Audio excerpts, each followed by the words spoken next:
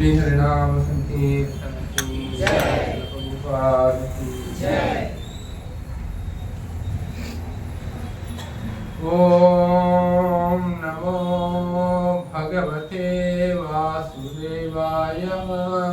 ओम नमो भगवते वासुदेवाय। ओम नमो भगवते वासुदेवाय। ओम नमो भगवते वासुदेवाय। ओम नमो भगवते वासुदेवाय। ओम नमो भगवते वासुदेवाय। मम ज्ञानतिमिरान्धस्य ज्ञानाञ्जनशलाकया चक्षुरुन्मिलितं येन तस्मै श्रीगुरवे नमः। श्रीचैतन्यमनोभीष्टं स्थापितं येन भूतले स्वयं रूपः कदा मह्यं ददाति स्वपदान्तिकम्। वन्देऽहं श्रीगुरो श्रीगुरापदकमलं श्रीगुरुं वैष्णवांश्च श्रीरूपं साग्रजातं सहगणरघुनाथान्वितं तं सजीवं साद्वैतं सावधूतं परिजनसहितं कृष्णचैतन्यदेवं श्रीराधा कृष्णपादान् सहगणललिता श्रीविशाखान्वितांश्च। नमः ॐ विष्णुपादाय कृष्णप्रेष्ठाय भूतले श्रीमते भक्तिवेदान्त स्वामिनिति नामिने। नमस्ते सारस्वते देवे गौरवाणी प्रचारिणे निर्विशेष शून्यवादी पाश्चात्यदेशतारिणे। नमो महावदान्याय कृष्ण प्रेम प्रदायते कृष्णाय कृष्ण चैतन्य नाम्ने नमः। हे कृष्णा करुणा सिंधु दीनबन्धो जगत्पते गोपेश गोपिका कांत राधा कांत नमोस्तुते। सप्त कांचन गौरांगी राधे वृंदावनेश्वरी वृषभानुसुते देवी प्रणमामि हरिप्रिये। वाञ्छाकल्पतरुभ्यश्च कृपा सिन्धुभ्यैव च पतितानां पावनेभ्यो वैष्णवेभ्यो नमो नमः। जय श्री कृष्ण चैतन्य प्रभु नित्यानंद श्री अद्वैत गदाधर श्रीवासादि गौरभक्तवृंद। हरे कृष्णा कृष्णा कृष्णा हरे हरे हरे राम राम राम हरे हरे। हरे कृष्णा कृष्णा कृष्णा हरे हरे हरे राम राम राम हरे हरे। हरे कृष्णा कृष्णा कृष्णा हरे हरे हरे राम राम राम हरे हरे।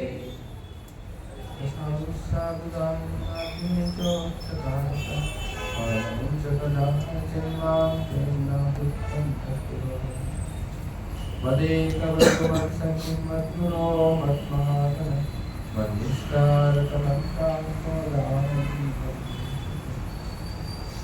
हरे कृष्ण हरे कृष्ण। ಎಲ್ಲರೂ ರಜೆಗೆ ಹೋಗ್ತಾರೆ.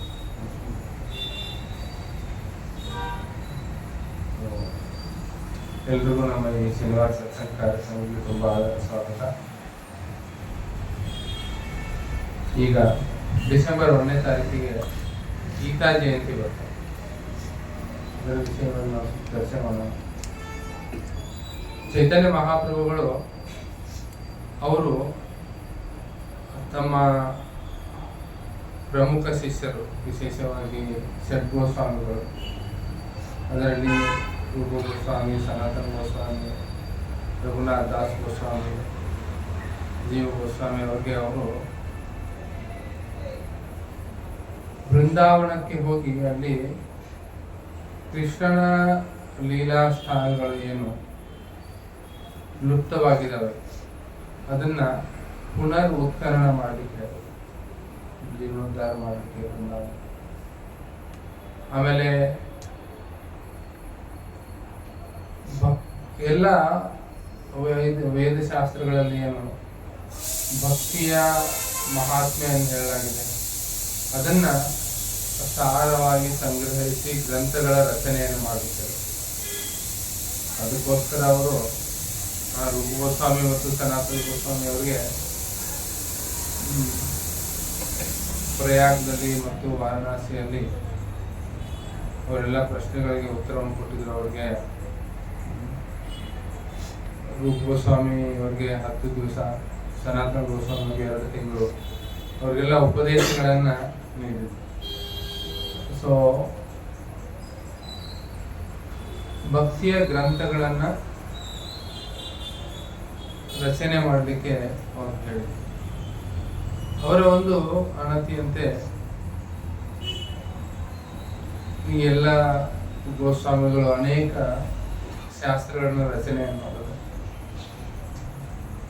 ಸನಾತನ ಗೋಸ್ವಾಮಿ ಅವರು ಬೃಹತ್ ಭಾಗವತ ಅಮೃತ, ಆಮೇಲೆ ಭಾಗವತದ ಮೇಲೆ ಟಿಪ್ಪಣಿಯನ್ನು ಬರೆದರು. ಹರಿಭಕ್ತಿ ವಿಲಾಸ, ರಘುನಾಥ ಭಟ್ಟ ಗೋಸ್ವಾಮಿ, ಗೋಪಾಲ ಭಟ್ಟ ಗೋಸ್ವಾಮಿ ಅವ್ರ ಜೊತೆಗೆ ಸೇರಿ ಅವರು ಹರಿಭಕ್ತಿ ವಿಲಾಸ, ನಾವು ಅನೇಕ ವೈಷ್ಣವ ತಂತ್ರಗಳನ್ನ ನಾವು ರಚನೆಯನ್ನು ಮಾಡೋದು. ಈ ರೂಪ ಗೋಸ್ವಾಮಿ ಉಪದೇಶ ಅಮೃತ, ಭಕ್ತರ ಸಾಮೃತ ಸಿಂಧು, ಇನ್ನು ಅನೇಕ ಗ್ರಂಥಗಳನ್ನ ರಚನೆ ಮಾಡಿದರು. ಜೀವ ಗೋಸ್ವಾಮಿ, ಗೋಪಾಲ ಚಂಪು, ಗೋಪಾಲ ಗೋದಾವರಿ, ಆಮೇಲೆ ರೂಪ ಗೋಸ್ವಾಮಿ ಅವರು ಲಲಿತ ಮಾಧವ, ವಿದಗ್ಧ ಮಾಧವ, ಈ ರೀತಿ ಎಲ್ಲ ವೈದಿಕ ಶಾಸ್ತ್ರಗಳಿಂದ ಆಯ್ದುಕೊಂಡು ಮತ್ತು ತಮ್ಮ ಒಂದು ರಚನೆಗಳನ್ನು ಮಾಡಿದ್ರು, ಅನೇಕ ಶಾಸ್ತ್ರಗಳ ರಚನೆ. ಆ ಸಮಯದಲ್ಲಿ ಜೀವ ಗೋಸ್ವಾಮಿಗಳ ಹತ್ರ ಶಾಸ್ತ್ರ ಅಧ್ಯಯನ ಮಾಡಲಿಕ್ಕೆ 3 ಮಹಾನ್ ವೈಷ್ಣವರಿದ್ದರು. ಇಲ್ಲ, ಜೀವ ಗೋಸ್ವಾಮಿ ಹತ್ರ ಶ್ಯಾಮಾನಂದ ಪಂಡಿತ್, ಶ್ರೀನಿವಾಸ ಆಚಾರ್ಯ ಮತ್ತು ನರೋತ್ತಮ ದಾಸ್ ಠಾಕೂರ್, ಈ 3 ಜನ ಅವ್ರ ಹತ್ರ ಅಧ್ಯಯನವನ್ನು ಮಾಡ್ತಾ ಇದ್ರು. ಅವ್ರ ಅಧ್ಯಯನ ಮುಗಿದ ಮೇಲೆ ರೂಪ ಗೋಸ್ವಾಮಿಗಳು ಒಂದು ಜೀವ ಗೋಸ್ವಾಮಿಯವರು ಅವ್ರಿಗೆ ಎಲ್ಲ ಗೋಸ್ವಾಮಿಗಳ ಗ್ರಂಥವನ್ನ ಕೊಟ್ಬಿಟ್ಟು, ಅವನ್ನೆಲ್ಲ ಅವ್ರು ಆಗ್ಲೇ ಅಧ್ಯಯನ ಮಾಡಿದ್ರು. ಈ ಗ್ರಂಥಗಳನ್ನ ನೀವು ಹೋಗಿ ಏನ್ ಮಾಡ್ಬೇಕು, ಬಂಗಾಳಲ್ಲಿ ಅಲ್ಲಿ ಅವನು ಮತ್ತೆ ತರ್ಜುಮೆ ಮಾಡಬೇಕು ಮತ್ತು ಅವುಗಳ ಒಂದು ಸಾರವನ್ನ ಪ್ರಚಾರ ಮಾಡಬೇಕು. ಭಕ್ತಿ ಗ್ರಂಥಗಳನ್ನು ಪ್ರಚಾರ ಮಾಡಬೇಕು, ಭಕ್ತಿಯ ಒಂದು ಪ್ರಚಾರ ಮಾಡಬೇಕು ಅಂತ ಹೇಳಿ ಅವರಿಗೆ ಎಲ್ಲರಿಗೂ ಒಂದು ಆಶೀರ್ವದಿಸಿ ಆ ಎಲ್ಲ ಗ್ರಂಥಗಳನ್ನ ಒಂದು ಸೆಕಡಿ ಬಂಡಿಯಲ್ಲಿ ಏನು ಮಾಡಿದ್ರು, ಎಲ್ಲ ಇಟ್ಟು, ಪೆಟ್ಟಿಗೆಗಳಲ್ಲಿ ದೊಡ್ಡ ಪೆಟ್ಟಿಗೆಗಳನ್ನ ಸೆಕಡಿಯಲ್ಲಿ ಇಟ್ಟು ಅವನ್ನೆಲ್ಲ ಪೂಜೆ ಮಾಡಿ, ಇನ್ನು ನೀವು ಬಂಗಾಲ್ ಮತ್ತು ಒಡಿಶಾ ಕಡೆಗೆ ಹೋಗಿ ಅಲ್ಲಿ ಇದನ್ನ ಪ್ರಚಾರ ಮಾಡಿ ಅಂತ ಹೇಳಿ ಅವ್ರಿಗೆ ಆಶೀರ್ವದಿಸಿ ಅವರು ಕಳಿಸಿದ್ರು. ಆ ಸಮಯದಲ್ಲಿ ಭಾರತ ದೇಶ ಅಂದ್ರೆ ಈಗಿನ ತರ ಒಂದೇ ಭಾರತ ಟ್ರೈನ್ ಇರಲಿಲ್ಲ, ಫ್ಲೈಟ್ ಇರಲಿಲ್ಲ, ಸೆಕಡಿ ಗಾಡಿಯಲ್ಲಿ ಹೋಗಿ ಅನೇಕ ಸುಮಾರು ದಿವಸಗಳಲ್ಲಿ ಅವರು ಪ್ರಯಾಣ ಮಾಡಿ ಬಂಗಾಲ್ ಕಡೆಗೆ ಬಂದರು. ಆಗ ಆ ಪ್ರಾಂತದಲ್ಲಿ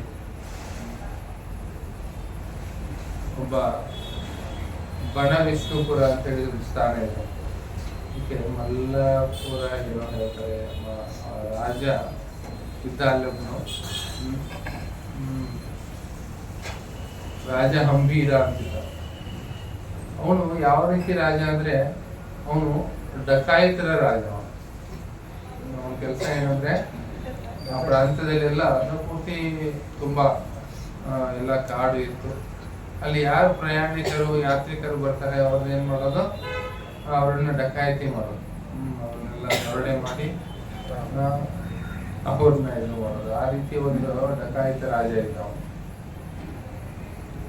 ಆಗ ಈ ಶ್ರೀನಿವಾಸ ಆಚಾರ್ಯ, ಶ್ರವಣನ್ ಪಂಡಿತ್ ಮತ್ತು ನರೋತ್ತಮ್ ದಾಸ್ ಠಾಕೂರ್ ಮಹಾಶಯ ಈ 3 ಆಚಾರ್ಯರು ಅಲ್ಲಿ ಬರ್ಬೇಕಾದ್ರೆ ಈ ಚಕ್ಕಡಿ ಬಂಡಿ ಜೊತೆಗೆ, ಆಗ ಒಂದು ರಾಜನ ಹತ್ರ ಒಬ್ಬ ಜ್ಯೋತಿಷಿ ಇರ್ತಾನೆ. ಅವನು ಜ್ಯೋತಿಷಿ ಏನ್ ಮಾಡ್ತಾ ಇರ್ತಾನ, ಅವನು ಹೇಳ್ತಾ ಇರ್ತಾನೆ ಯಾರು ಯಾವ ಪ್ರಯಾಣಿಕರ ಹತ್ರ ಎಷ್ಟಿದೆ, ಎಷ್ಟು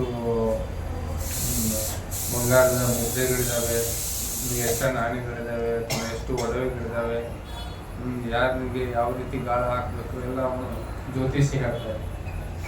ಅವನು ಜ್ಯೋತಿಷಿ ನೋಡ್ತಾನೆ ಈ ರೀತಿ ಬೃಂದಾವನದಿಂದ ಈ 3 ಜನ ಬರ್ತಾ ಇದ್ದಾರೆ. ಚಕ್ಕಡಿಯಲ್ಲಿ ಪೂರ್ತಿ ಅವರು ಭಂಡಾರವನ್ನು ತುಂಬಿಕೊಂಡು ಬರ್ತಾ ಇದ್ದಾರೆ. ಅಲ್ಲಿ ಬಹಳ ಅಮೂಲ್ಯವಾದ ಒಂದು ಭಂಡಾರ ಏನಿದೆ ಈ ಚಕ್ಕಡಿಯಲ್ಲಿ. ಹೇಗಾದ್ರೂ ಮಾಡಿ ಅದೇನು ಮಾಡಬೇಕು, ಅದನ್ನ ದರೋಡೆ ಮಾಡಬೇಕು. ಆಗ ಇವರು 3 ಜನ ಆಚಾರ್ಯರು ಬರ್ತಾರೆ.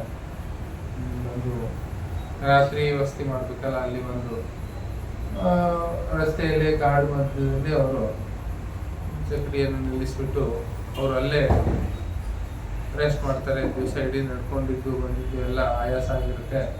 ಚೆನ್ನಾಗಿ ಅವರು ನಿದ್ದೆ ಹೋಗ್ತಾರೆ. ಅವ್ರು ನಿದ್ದೆ ಹೋದಾಗ ಏನು ಮಾಡ್ತಾರೆ, ಈ ರಾಜನ ಕಡೆಯಿಂದ ಸೈನಿಕರು ಅಥವಾ ಡಕಾಯಿತರು ಅವ್ರು ಬಂದು ಏನು ಮಾಡ್ತಾರೆ, ನಿಧಾನವಾಗಿ ಈ ಪೆಟ್ಟಿಗೆಗಳನ್ನ ಎತ್ಕೊಂಡು ಹೋಗ್ಬಿಡ್ತಾರೆ.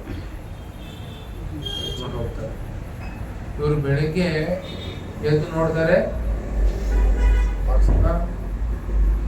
ಏನು ಆ ಗ್ರಂಥಗಳ ಭಂಡಾರ ಇರುವಂತಹ ಪೆಟ್ಟಿಗೆಗಳೇ ಇಲ್ಲ, ಟ್ರೆಜರೇ ಇಲ್ಲ. ಅದನ್ನ ನೋಡ್ಬಿಟ್ಟು ಇವ್ರಿಗೆ ತುಂಬಾ ದುಃಖ ಆಗುತ್ತೆ. ಯಾಕಂದ್ರೆ ಇವತ್ತಿನ ತರ ಅಲ್ಲ, ನಮ್ಗೇನು ನಾವು ಹಿಂದೆ ಒಂದ್ ಕಡೆ ಗೋಡೌನಲ್ಲಿ ಭಗವದ್ಗೀತೆ ಇಟ್ಟಿದ್ವಿ. ಅದು ಗೋಡೌನ್ ಏನೋ ಅವರು ಖಾಲಿ ಮಾಡಿಸಿದ್ದಾರೆ ಮಾಲೀಕರು ಅಂತ ಹೇಳಿ ಅವನ್ನೆಲ್ಲ ನಮ್ಮ ಭಗವದ್ಗೀತೆ ಬಾಕ್ಸ್ ಏನ್ ಮಾಡ್ಬಿಟ್ಟಿದ್ದಾರೆ, ಅವರು ಹೊರಗಡೆ ಎತ್ತಿಟ್ಬಿಟ್ಟಿದ್ದಾರೆ, ಸ್ಟೇರ್ ಕೇಸ್ ಹೊರಗಡೆ. ಯಾವ್ದು ನೋಡ್ಬೇಕು, ಹೋಗ್ಬೇಕು, ಭಗವದ್ಗೀತೆ ಏನಾಯ್ತು ಅಂತ ಹೇಳಿ ವಿಚಾರ ಮಾಡ್ತಾರೆ. ಆಯ್ತು ನೋಡಿ, ಯಾರಾದ್ರೂ ಭಗವದ್ಗೀತೆ ಬಾಕ್ಸ್ ತಗೊಂಡು ಹೋದ್ರೆ ಹೋಗ್ಲಿ, ಅದೇನು ಕೆಟ್ಟದಾಗಲ್ಲ, ಒಳ್ಳೇದೇ ಆಗುತ್ತೆ ಅಂತ ಹೇಳಿ ನಾನು ಅಂದೆ. ಅಂದ್ರೆ ಈ ಭಗವದ್ಗೀತೆ ಏನಿದೆ ಈಗ ಸಾವಿರಾರು ಕಾಪಿ ಪ್ರಿಂಟ್ ಅಲ್ಲಿ ಇದಾವೆ.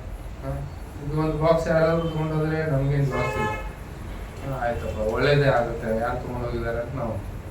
ಆದ್ರೆ ಆ ಸಮಯದಲ್ಲಿ ಆ ರೀತಿ ಇರ್ಲಿಲ್ಲ. ಹೇಗಂದ್ರೆ ಅದು ಒರಿಜಿನಲ್ ಕಾಪಿ, ತಾಳೆ ಪತ್ರದ ಮೇಲೆ ಅದು ಬರೆದಿರುವಂತ ಗ್ರಂಥಗಳು, ಒರಿಜಿನಲ್ ಕಾಪಿ, ಒಂದೇ ಕಾಪಿ ಇರೋದು, 2ನೇ ಕಾಪಿ ಕೂಡ ಇರಲಿಲ್ಲ. ಅದೇನು ಅದನ್ನ ಹೋಗಿ ಈಗ ತುರ್ಜುಮೆ ಮಾಡಬೇಕು. ಮತ್ತೆ ಆ ಸಮಯದಲ್ಲಿ ಸ್ಕ್ರೈಬ್ಸ್ ಅಂತ ಇರ್ತಿದ್ರು, ಅಂದ್ರೆ ಬರೆಯೋರು. ಈಗಲೂ ಕೂಡ ಇದ್ದಾರೆ. ಅಂದ್ರೆ ನೀವು ಮೊದಲೆಲ್ಲ ಈ ತಾಲೂಕಾ ಪಂಚಾಯತ್ ಅವರು ಬರಿತಿದ್ರಲ್ಲ, ಪತ್ರ ಬರೆಸ್ಕೊಡೋರು, ಏನಾದ್ರು ಆಫೀಸಿಯಲ್ ಇದಕ್ಕೆ ಹಾಕ್ಬೇಕು ನಾವು ಅಪ್ಲಿಕೇಶನ್ ಅದು ಇದು ಅಂದ್ರೆ ಅದಕ್ಕೊಂದು ನಮೂನೆ ಇರುತ್ತೆ. ಅದ್ರ ಮೇಲೆ ಅವರು ಇದನ್ನ ಬರೆಸ್ಕೊಡ್ತಾರೆ, ಬಾಂಡ್ ರೈಟರ್ ಅಂತ ಹೇಳ್ತಾರೆ. ಆ ರೀತಿ ಆ ಟೈಮಲ್ಲಿ ಏನು ಅದನ್ನು ತುರ್ಜುಮೆ ಮಾಡೋರು ಇರ್ತಿದ್ರು ಶಾಸ್ತ್ರವನ್ನು. ಈಗ ಯಾರಿಗಾದ್ರೂ ಬುಕ್ ಬೇಕಂತಂದ್ರೆ ಅವ್ರು ಏನ್ ಮಾಡ್ಬೇಕು, ಒಂದು ಒರಿಜಿನಲ್ ತಗೊಂಡೋಗ್ಬೇಕು, ಅದರಿಂದ ಅದನ್ನ ಕಾಪಿ ಮಾಡಿಸ್ಕೋಬೇಕು, ಮತ್ತೆ ಅದನ್ನ ಒರಿಜಿನಲ್ ತಂದ್ಕೊಡ್ಬೇಕು. ಆ ರೀತಿ ಸಿಸ್ಟಮ್ ಇರ್ತಾವ. ಈಗೇನಾಯ್ತು, ಈ ಸಂಪೂರ್ಣ ಗ್ರಂಥಗಳು 20-30 ವರ್ಷಗಳಿಂದ ಎಲ್ಲ ಶಾಸ್ತ್ರಗಳ ಒಂದು ಮರ್ಮವನ್ನ, ಸಾರವನ್ನ ಗ್ರಹಿಸಿ ಚೈತನ್ಯ ಮಹಾಪ್ರಭುಗಳ ಆಜ್ಞೆಯಂತೆ ರಚನೆ ಮಾಡಿರುವಂತ ಗ್ರಂಥಗಳು. ಕಲಿಯುಗದಲ್ಲಿ 10,000 ವರ್ಷಗಳವರೆಗೆ ಈ ಗ್ರಂಥಗಳ ಒಂದು ಜ್ಞಾನ ಏನಿದೆ ಅದು ಬೆಳಿಬೇಕು, ಅದು ಪ್ರಚಾರ ಆಗಬೇಕು. ಚೈತನ್ಯ ಮಹಾಪ್ರಭುಗಳ ಒಂದು ಹರಿನಾಮ ಸಂಕೀರ್ತನ ಆಂದೋಲನ, ಭಕ್ತಿ ಚಳುವಳಿ ಏನಿದೆ, ಇದು ಎಲ್ಲರಿಗೂ ಅರ್ಥ ಆಗಬೇಕು. ಅದನ್ನ ಒಂದು ಸಾರವನ್ನು ಅವರು ಅದರಲ್ಲಿ ಪ್ರಸ್ತುತಪಡಿಸಿದ್ರು. ಅದೆಲ್ಲ ಗ್ರಂಥಗಳೇನಾದ್ರು ಈಗ ಅವು ಕಳ್ಳತನ ಆಗ್ಬಿಟ್ಟು ಗ್ರಂಥಗಳು ದರೋಡೆ ಆಗಿದ್ದಾವೆ. ಈಗ ಈ 3 ಜನರಿಗೆ ಜೀವನೇ ಹೋದಂಗಾಯ್ತು. ಶ್ರೀನಿವಾಸ ಆಚಾರ್ಯ, ಶ್ಯಾಮಾನಂದ ಪಂಡಿತ್ ಮತ್ತು ನರೋತ್ತಮ ದಾಸ್ ಠಾಕೂರ್. ಏನು ಮಾಡಬೇಕು, ಎಲ್ಲಿ ಹುಡುಕಾಡಬೇಕು ಅಂತ ಒಂದು ಅರಣ್ಯದಲ್ಲಿ ಅಂತ ಎಲ್ಲ ಕಡೆಗೆ ಹುಡುಕಾಟ ಪ್ರಾರಂಭ ಮಾಡಿದ್ರು. ಎಲ್ಲೂ ಗುರು ಸಿಗಲಿಲ್ಲ. ಕೊನೆಗೆ ಶ್ರೀನಿವಾಸ ಆಚಾರ್ಯ ಹೇಳಿದ್ರು, ಇಲ್ಲ ನೀವು ಮುಂದೆ ಹೋಗಿ ನಾನು ನೋಡ್ತೀನಿ ಈ ಗ್ರಂಥ ಎಲ್ಲಿದೆ, ಹೇಗಿದೆ ಏನು ಅಂತ. ಆಗ ಅವರು ಸ್ವಲ್ಪ ಮಾಹಿತಿಯನ್ನು ಕಲೆ ಹಾಕಿದ್ರು. ಅವರು ಗೊತ್ತಾಯ್ತು, ಇಲ್ಲಿ ರಾಜ ಏನಿದಾನಲ್ಲ ಅವನು ದರೋಡೆಕೋರ ಇದ್ದಾನೆ. ಅವನೇನಾದ್ರೂ ಸಂಪತ್ತಿನ ಇದೆ ಅಂತ ಹೇಳಿ ಅವ್ನು ಮಾಡಿರ್ಬೋದು ಅಂತ ಹೇಳಿ ಅವ್ರಿಗೆ ಇದು ಆಯಿತು.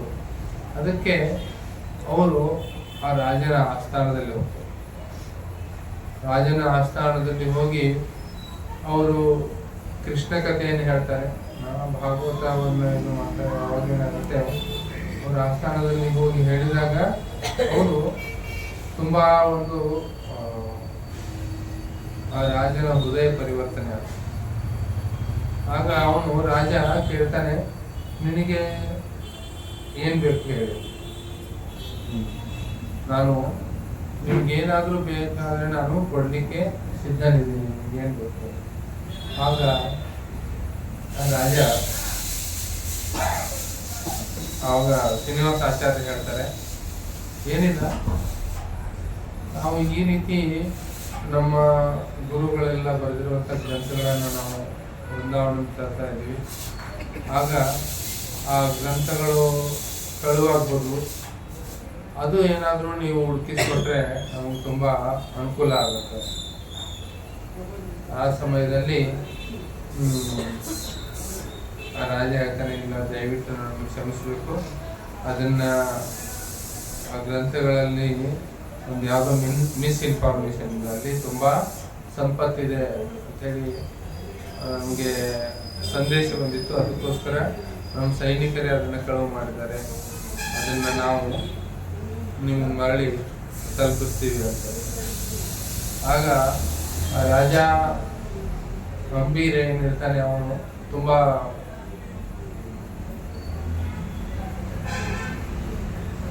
ಶ್ರೀನಿವಾಸ ಆಚಾರ್ಯರಿಂದ ಪ್ರಭಾವಿತನಾಗಿ ಅವನು ಅವರಿಂದ ದೀಕ್ಷೆ ತಗೊಳ್ತಾನೆ. ಮತ್ತೆ ಸಂಪೂರ್ಣ ತನ್ನ ಸಾಮ್ರಾಜ್ಯವನ್ನ ಅವನು ಏನ್ ಮಾಡ್ತಾನೆ, ವೈಷ್ಣವ ಸಾಮ್ರಾಜ್ಯವನ್ನಾಗಿ ಅವನು ಅದನ್ನ ಮಾರ್ಪಾಡು ಮಾಡ್ತಾನೆ.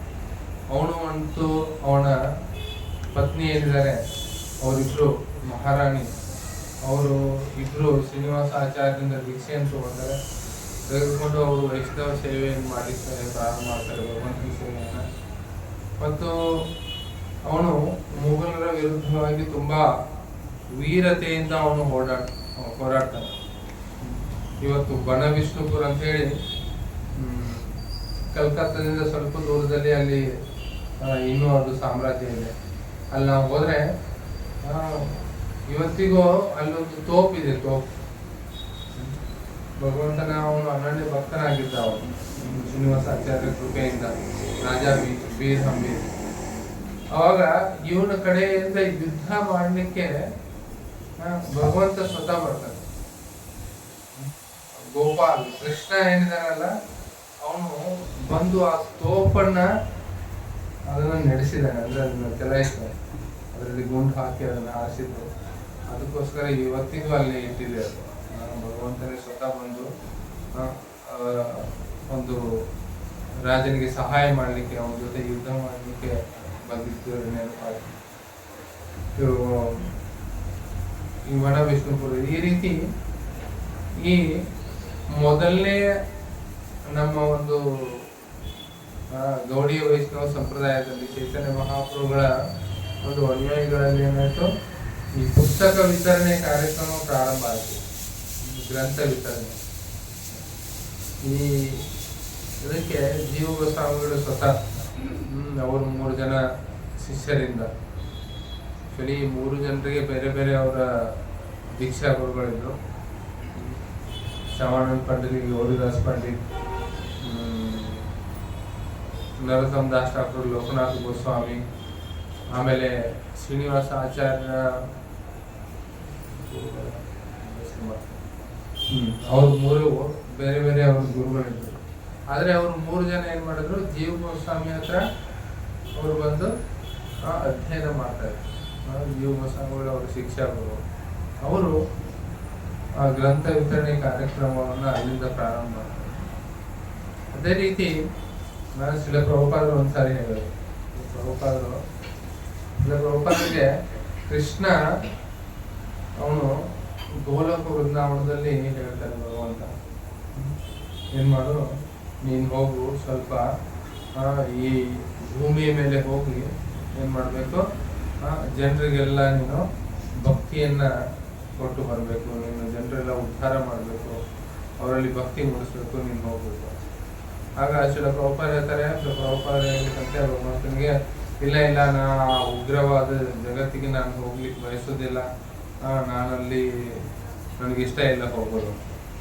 ಆಗ ಭಗವಂತ ಹೇಳ್ತಾನೆ ಶಿಲ ಪ್ರಭುಪಾದರಿಗೆ, ಮತ್ತೆ ಇಲ್ಲ, ನೀನು ಅಲ್ಲಿ ಹೋಗಿ ಏನು ಮಾಡ್ಬೇಕಾಗಿಲ್ಲ, ಅಲ್ಲಿ ಹೋಗಿ ಏನ್ ಮಾಡ್ಬೇಕು, ನೀನು ಸ್ವಲ್ಪ ಗ್ರಂಥಗಳನ್ನು ಬರಿಬೇಕಷ್ಟೆ, ಕೆಲವೊಂದಿಷ್ಟು ಗ್ರಂಥಗಳನ್ನು ಬರೆದು ಬರೋದಷ್ಟೇ ನಿನ್ನ ಸೇವೆ, ಮಿಕ್ಕಿದ್ದೆಲ್ಲ ನಾನು ನೋಡ್ಕೊಳ್ತೀನಿ. ಪ್ರಚಾರ ಮಾಡೋದಿರ್ಲಿ, ದೇವಸ್ಥಾನ ಕಟ್ಟೋದಿರ್ಲಿ, ದುಡ್ಡು ಬರೋದಿರ್ಲಿ, ಅದು ಇದೆಲ್ಲ ನಾನು ನೋಡ್ಕೊಳ್ತೀನಿ. ನೀನೇನ್ ಮಾಡ್ಬೇಕಲ್ಲಿ ಹೋಗಿ ಕೇವಲ ಒಂದಿಷ್ಟು ಗ್ರಂಥಗಳನ್ನ ಬರೆದು ನೀನು ಬರಬೇಕು ಅಷ್ಟೇ ಅಂತ ಹೇಳಿ ಪ್ರಭುಪಾದರಿಗೆ ಭಗವಂತ ಗೋಲೋಕದಿಂದ ಇಲ್ಲಿ ಕಳಿಸ್ತಾರೆ. ಅದಕ್ಕೋಸ್ಕರ ಪ್ರಭುಪಾದ ಹೇಳ್ತಾ ಇದ್ರು, ಈ ಪುಸ್ತಕ ವಿತರಣೆ, ಗ್ರಂಥ ರಚನೆ, ಪುಸ್ತಕ ವಿತರಣೆ ಇದೆಯಲ್ಲ, ಇದು ನಮ್ಮ this is our family business. ನಮ್ಮದು ಮನೆ ವ್ಯವಹಾರ ಇದೆ. ಪ್ರತಿಯೊಬ್ಬರು ಇದರಲ್ಲಿ ಪಾಲ್ಗೊಳ್ಬೇಕು. ಯಾವ ರೀತಿ ಒಬ್ಬರು ಮನೆಯಲ್ಲಿ ಕಿರಾಣಿ ಅಂಗಡಿ ಇರ್ತಂತೆ, ಕಿರಾಣಿ ಅಂಗಡಿ ಇದ್ರೆ ಈಗ ಯಾರಾದ್ರೂ ಮನೆಯಲ್ಲಿ ತಂದೆ ಕಿರಾಣಿ ನಡೆಸೋರು, ಅವ್ರ ಮನೆ ಹಿಂದೆ ಮನೆ ಇರುತ್ತೆ, ಅವರು ಊಟಕ್ಕೆ ಹೋದ್ರೆ ಏನ್ ಮಾಡ್ತಾನೆ, ಚಿಕ್ಕ ಮಗು ಇದ್ದಿದ್ದು ಅದನ್ನೇ ಅವನೆಲ್ಲ ನೋಡ್ಕೊಂಡಿರ್ತಾನೆ, ಅವನೇನ್ ಮಾಡ್ತಾನೆ, ಅದು ಪೊಟ್ಟಣ ಕೊಟ್ಟು ವ್ಯಾಪಾರ ಮಾಡ್ಲಿಕ್ಕೆ ಪ್ರಾರಂಭ ಮಾಡ್ತಾನೆ, ಪೊಟ್ಟಣ ಕಟ್ಕೊಡ್ತಾನೆ, ಗಿರಾಕಿ ಕೇಳ್ತೇವೆ. ಆ ರೀತಿ ಪ್ರಭುಪಾದ ಹೇಳಿದ್ರು, ಇದೇನಿದು book distribution is our family business. ಇದು ನಮ್ಮ ಪರಿವಾರದ ವ್ಯಾಪಾರ, ಇದು ಇದನ್ನ ಎಲ್ಲರೂ ಮಾಡ್ಬೇಕಂತ. ಆಮೇಲೆ ಪ್ರಭುಪಾದರು ಒಂದ್ಸಾರಿ ಅವ್ರು ಯಾವಾಗ್ಲೂ ಅಂದ್ರೆ ಅವರು ತಮ್ಮ ಬುಕ್ ಅವರೇ ತಾವೇ ಓದ್ತಿದ್ರು. ಈಗ ಕೃಷ್ಣ ಬುಕ್ ಇದೆ, ಭಗವದ್ಗೀತೆ ಇದೆ, ಭಾಗವತ ಇದೆ, ಬಹಳ ಚೆನ್ನಾಗಿದೆ ಅಂತ ಅವರು ಓದ್ತಾ ಇದ್ರು ಭಗವದ್ಗೀತೆ ಎಲ್ಲ ಗ್ರಂಥಗಳನ್ನು. ಒಂದ್ಸಾರಿ ಏನಾಯ್ತಂದ್ರೆ ಜನ್ಮಾಷ್ಟಮಿ ಇತ್ತು. ಜನ್ಮಾಷ್ಟಮಿ ಸಾಯಂಕಾಲ ರಾತ್ರಿ ಎಲ್ಲ ಜನರು ಹೋದ್ಮೇಲೆ ಇನ್ನೂ 12 ಗಂಟೆವರೆಗೆ ಉಪವಾಸ ಇತ್ತು, ಎಲ್ಲ ಪಬ್ಲಿಕ್ ಬಂದವರೆಲ್ಲ ಹೋದ್ರು. ಆಗ 12 ಗಂಟೆವರೆಗೆ ಏನ್ ಮಾಡಿದ್ರು, ಪ್ರಭುಪಾದ ಹೇಳಿದ್ರು, ನಾವು ಕೃಷ್ಣ ಬುಕ್ ಓದೋಣ, ಈಗ ಕೃಷ್ಣ ಬುಕ್ ಓದಿಪ್ಪ ಅಂದ್ರು. ಅಂದ್ರೆ ಒಬ್ರು ಡಿವೋಟಿಗೆ ಹೇಳಿದ್ರು, ನೀವು ಮೊದಲನೇ ಅಧ್ಯಾಯ ಓದಿ. ಅವರು ಮೊದಲನೇ ಅಧ್ಯಾಯ ಓದಿದ್ರು. ಓದಿ ಆದ್ಮೇಲೆ ಅಲ್ಲಿ ಕೊನೆಗೆ ಬರೆದಿರುತ್ತೆ, The Saints of Bhakti Vedanta purport to the first chapter of Krishna book entitled The Appearance of Lord Krishna. ಈ ರೀತಿ ಓದ ತಕ್ಷಣ ಅವ್ರೇನಾದ್ರು ಶ್ರೀ ಕೃಷ್ಣ ಭಗವಾನ್ ಕಿ ಜಯ, ಶ್ರೀಲ ಪ್ರಭುಪಾದ ಕಿ ಜಯ ಅಂತೇಳಿ ಬುಕ್ ಮುಚ್ಚಾಕ. ನೆಕ್ಸ್ಟ್ ಚಾಪ್ಟರ್ ಎಲ್ಲರಿಗೂ ದಿವಸ ಸುಸ್ತಾಗಿತ್ತು, ನಿದ್ದೆ ಹೊಡಿತಾ ಇದ್ರು, ಉಗಡಿಸ್ತಾ ಇದ್ರು. ಪ್ರಭುಪಾದ ಹೇಳಿದ್ರು ನೆಕ್ಸ್ಟ್ ಚಾಪ್ಟರ್. ಮತ್ತೆ 2ನೇ ಅಧ್ಯಾಯ ಓದಿದ್ಮೇಲೆ ಮತ್ತೆ ಹೇಳಿದ್ರು, The Saints of Purport to the second chapter of the Krishna, the Supreme Personality of Godhead, ಅಂತ ಓದಿ ಅವರು ಮುಗಿಸ್ತಾ ಇದ್ರು. ನೆಕ್ಸ್ಟ್ ಅಂತೇಳಿ ಈ ರೀತಿ ಸಂಪೂರ್ಣ ಪ್ರಭುಪಾದ ಕುರಿತು ಕೇಳ್ತಾ ಇದ್ದಾರೆ ಓದೋದು. ಆಗ ಭಕ್ತನಿಗೆ ಆಶ್ಚರ್ಯ ಆಯ್ತು, ಅವರೇ ಬರ್ದಿದ್ರು ಪ್ರಭುಪಾದ ಬುಕ್, ಅದು ಹೆಂಗ್ ಕೇಳ್ತಾರೆ ಅಂತ. ಅದಕ್ಕೆ ಒಂದ್ಸಾರಿ ಒಬ್ಬ ರಿಪೋರ್ಟರ್ ಇದ್ದ, ಅವನು ಪ್ರಭುಪಾದರಿಗೆ ಅವನು ಪ್ರಶ್ನೆ ಮಾಡಿದ, ಸ್ವಾಮೀಜಿ, ನಿಮಗೆ ಈ ಪುಸ್ತಕ ಇಷ್ಟೆಲ್ಲ 80 ಗ್ರಂಥಗಳನ್ನು ರಚನೆ ಮಾಡಿದ್ರೆ, ಈ 80 ಗ್ರಂಥಗಳನ್ನು ರಚನೆ ಮಾಡ್ಲಿಕ್ಕೆ ಪ್ರೇರಣೆ ಎಲ್ಲಿಂದ ಸಿಗುತ್ತೆ ನಿಮಗೆ ಇಷ್ಟೆಲ್ಲ ಪುಸ್ತಕ ಬರಲಿಕ್ಕೆ ಅಂತ ಹೇಳಿ. ಪ್ರಭುಪಾದರು ಏನ್ ಹೇಳ್ತಾರೆ ಅಂತ ಹೇಳಿ ಒಬ್ಬರು ಶಿಷ್ಯರ ಪಕ್ಕದಲ್ಲಿದ್ದವರು ಅವ್ರು ಹೇಳಿಕ್ ಬಂದ್ರು. ಅವ್ರು ಹೇಳಿದ್ರು ಪ್ರಭುಪಾದರಿಗೆ ಭಗವಂತ ಸ್ವತಃ ಪ್ರೇರಣೆ ಕೊಡ್ತಾನೆ ಈ ಪುಸ್ತಕ ಬರೀಲಿಕ್ಕೆ ಅಂತ ಹೇಳಿದ್ರು. ಆಗ ಪ್ರಭುಪಾದರು ಅದು ಹಾಗಲ್ಲ ಅಂತ ಪ್ರಭುಪಾದ ಹೇಳಿದ್ರು, ಏನು ಈ ಪುಸ್ತಕ ಏನಿದೆ ಅಲ್ಲ, ಈ ಪುಸ್ತಕ Krishna dictates and I right. Krishna ಬರೀ ಪ್ರೇರಣೆ ಕೊಡೋದಲ್ಲ, ಕೃಷ್ಣ ಏನ್ ಮಾಡ್ತಾನೆ, ಅವನು ಸ್ವತಃ ಹೇಳ್ತಾನೆ, ಅವನು ಹೇಳಿದ್ದನ್ನ ನಾನು ಏನ್ ಮಾಡಿದ್ದೀನಿ, ನಾನು ಬರೆದಿದ್ದೀನಿ. ಸ್ವತಃ ಶ್ರೀ ಕೃಷ್ಣ ಇದನ್ನ ಹೇಳಿದಾನೆ ಈ ಪುಸ್ತಕ, ಅದನ್ನ ನಾನು ಬರೆದಿದ್ದೀನಿ ಅಂತ ಹೇಳ್ತಾರೆ ಪ್ರಭುಪಾದ. ಅದಕ್ಕೋಸ್ಕರ ಈ ಗ್ರಂಥಗಳಿಂದ ಪ್ರಭುಪಾದ ಗ್ರಂಥಗಳು ಅವು ಸಾಧಾರಣ ಅಲ್ಲ. ಅವೇನು ಸ್ವತಃ ಶ್ರೀ ಕೃಷ್ಣ ಅದೇನ್ ಮಾಡಿದಾನೆ ಅದನ್ನ ಪ್ರಭುಪಾದರಿಗೆ ಅದನ್ನೇ ಅವ್ರು ಬರೆದಿದ್ದಾರೆ. ಮತ್ತೆ ಭಗವಂತನ ಆಜ್ಞೆಯಂತೆ ಅವ್ರು ಏನ್ ಮಾಡಿದ್ರು, ಅದನ್ನ ರಚನೆಯನ್ನ ಮಾಡಿದ್ದಾರೆ. ಆಮೇಲೆ ಇವು ಇದೇನು ನಾನು ಹೇಳಿದೆ, ಎಷ್ಟೋ ಸಾರಿ ಅನೇಕ ಜನರ ಜೀವನವನ್ನ ಇವು ಉಳಿಸಿದ್ದಾರೆ ಗ್ರಂಥಗಳು. ಒಂದ್ಸಾರಿ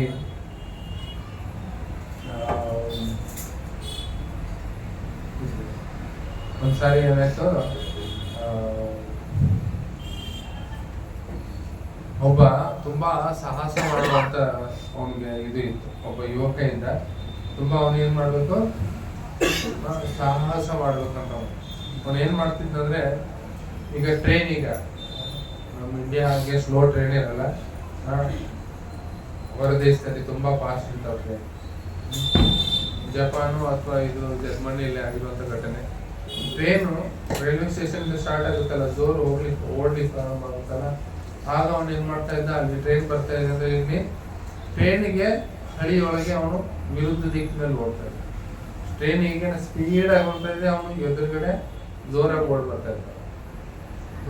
ಬರ್ತಾ ಇದ್ದ. ಆಮೇಲೆ ಏನಾಯ್ತು, ಟ್ರೈನು ಅವ್ನು ಗುಡ್ ಬರೋದು ನೋಡಿ, ಟ್ರೈನ್ ಲೋಕೋ ಪೈಲಟ್ ಇದಾನಲ್ಲ ಅವನು, ಟ್ರೈನ್ ಮ್ಯಾನ್ ಅಂತ, ಅವನು ಹಾರ್ನ್ ಹಾಕಿ ಅವನಿಗೆ ಎದಕ್ಕೆ ಆಗ್ತಿತ್ತು, ಇನ್ನೇನು ಸತ್ತು ಹೋಗ್ತಾನೆ ಅಂತ ಹೇಳಿ.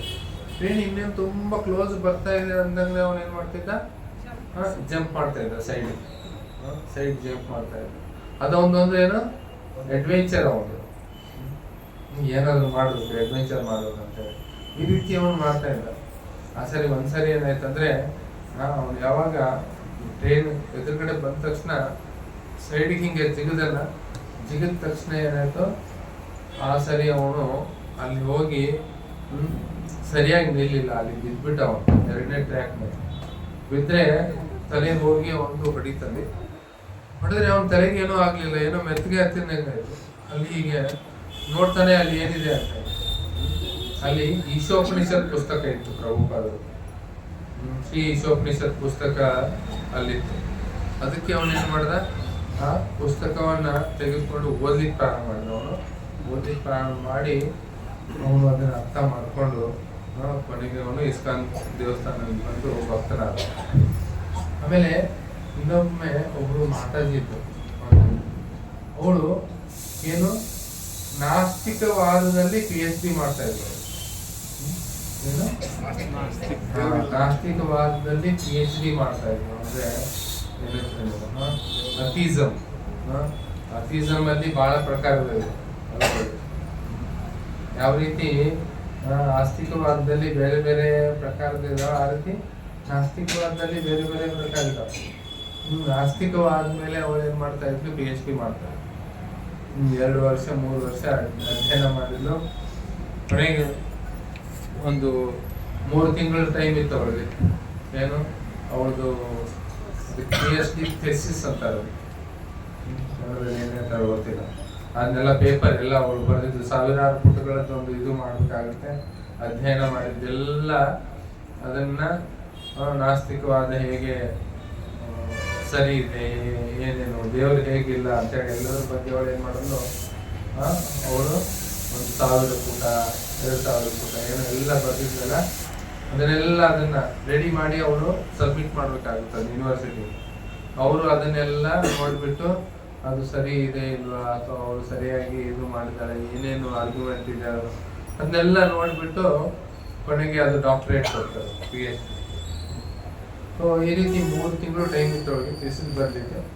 ಆ ಸಮಯದಲ್ಲಿ ನಮ್ಮ ಇಸ್ಕಾನ್ ಒಬ್ಬರು ಭಕ್ತರು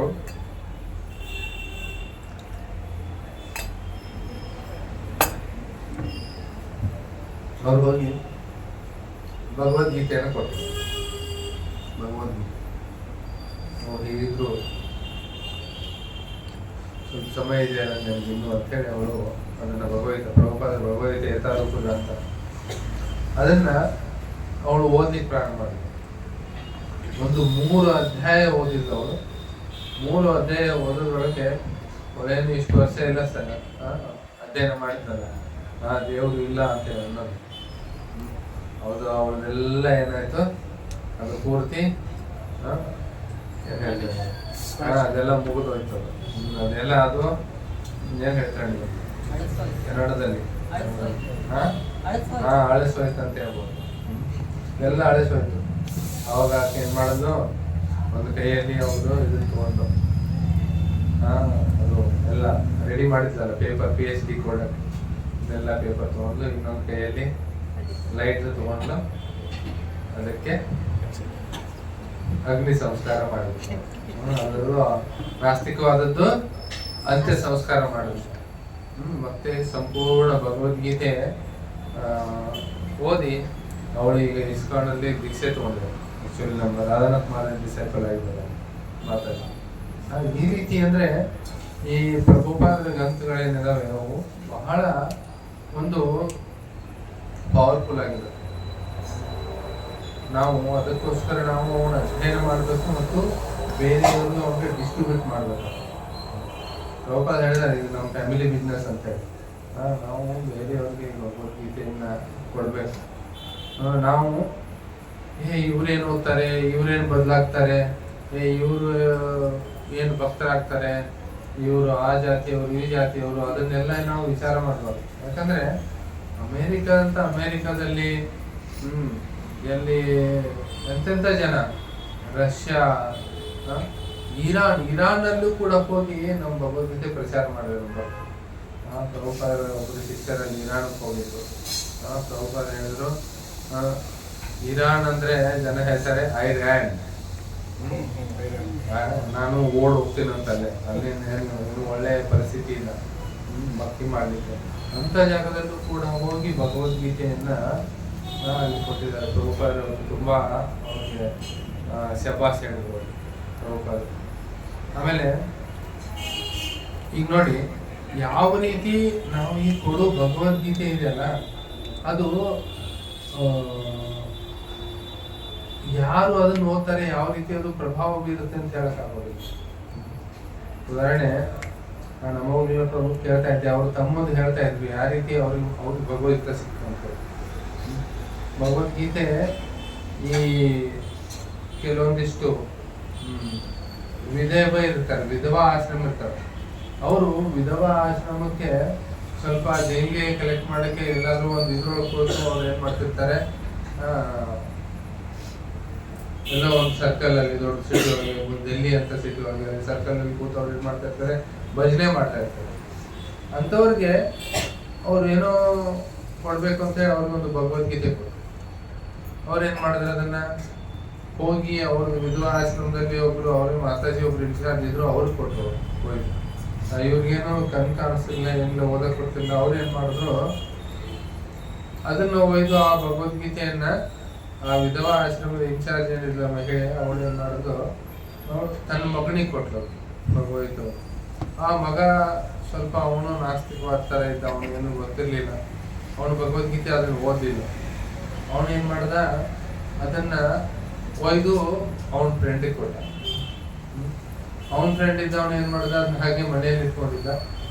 ಅದನ್ನ ಈ ಅಮೋಘ ಲೀಲಾಪುರ ಹತ್ರ ಬರ್ತದೆ, ಅವ್ರ ಮಿತ್ರ ಆಗಿದ್ರು.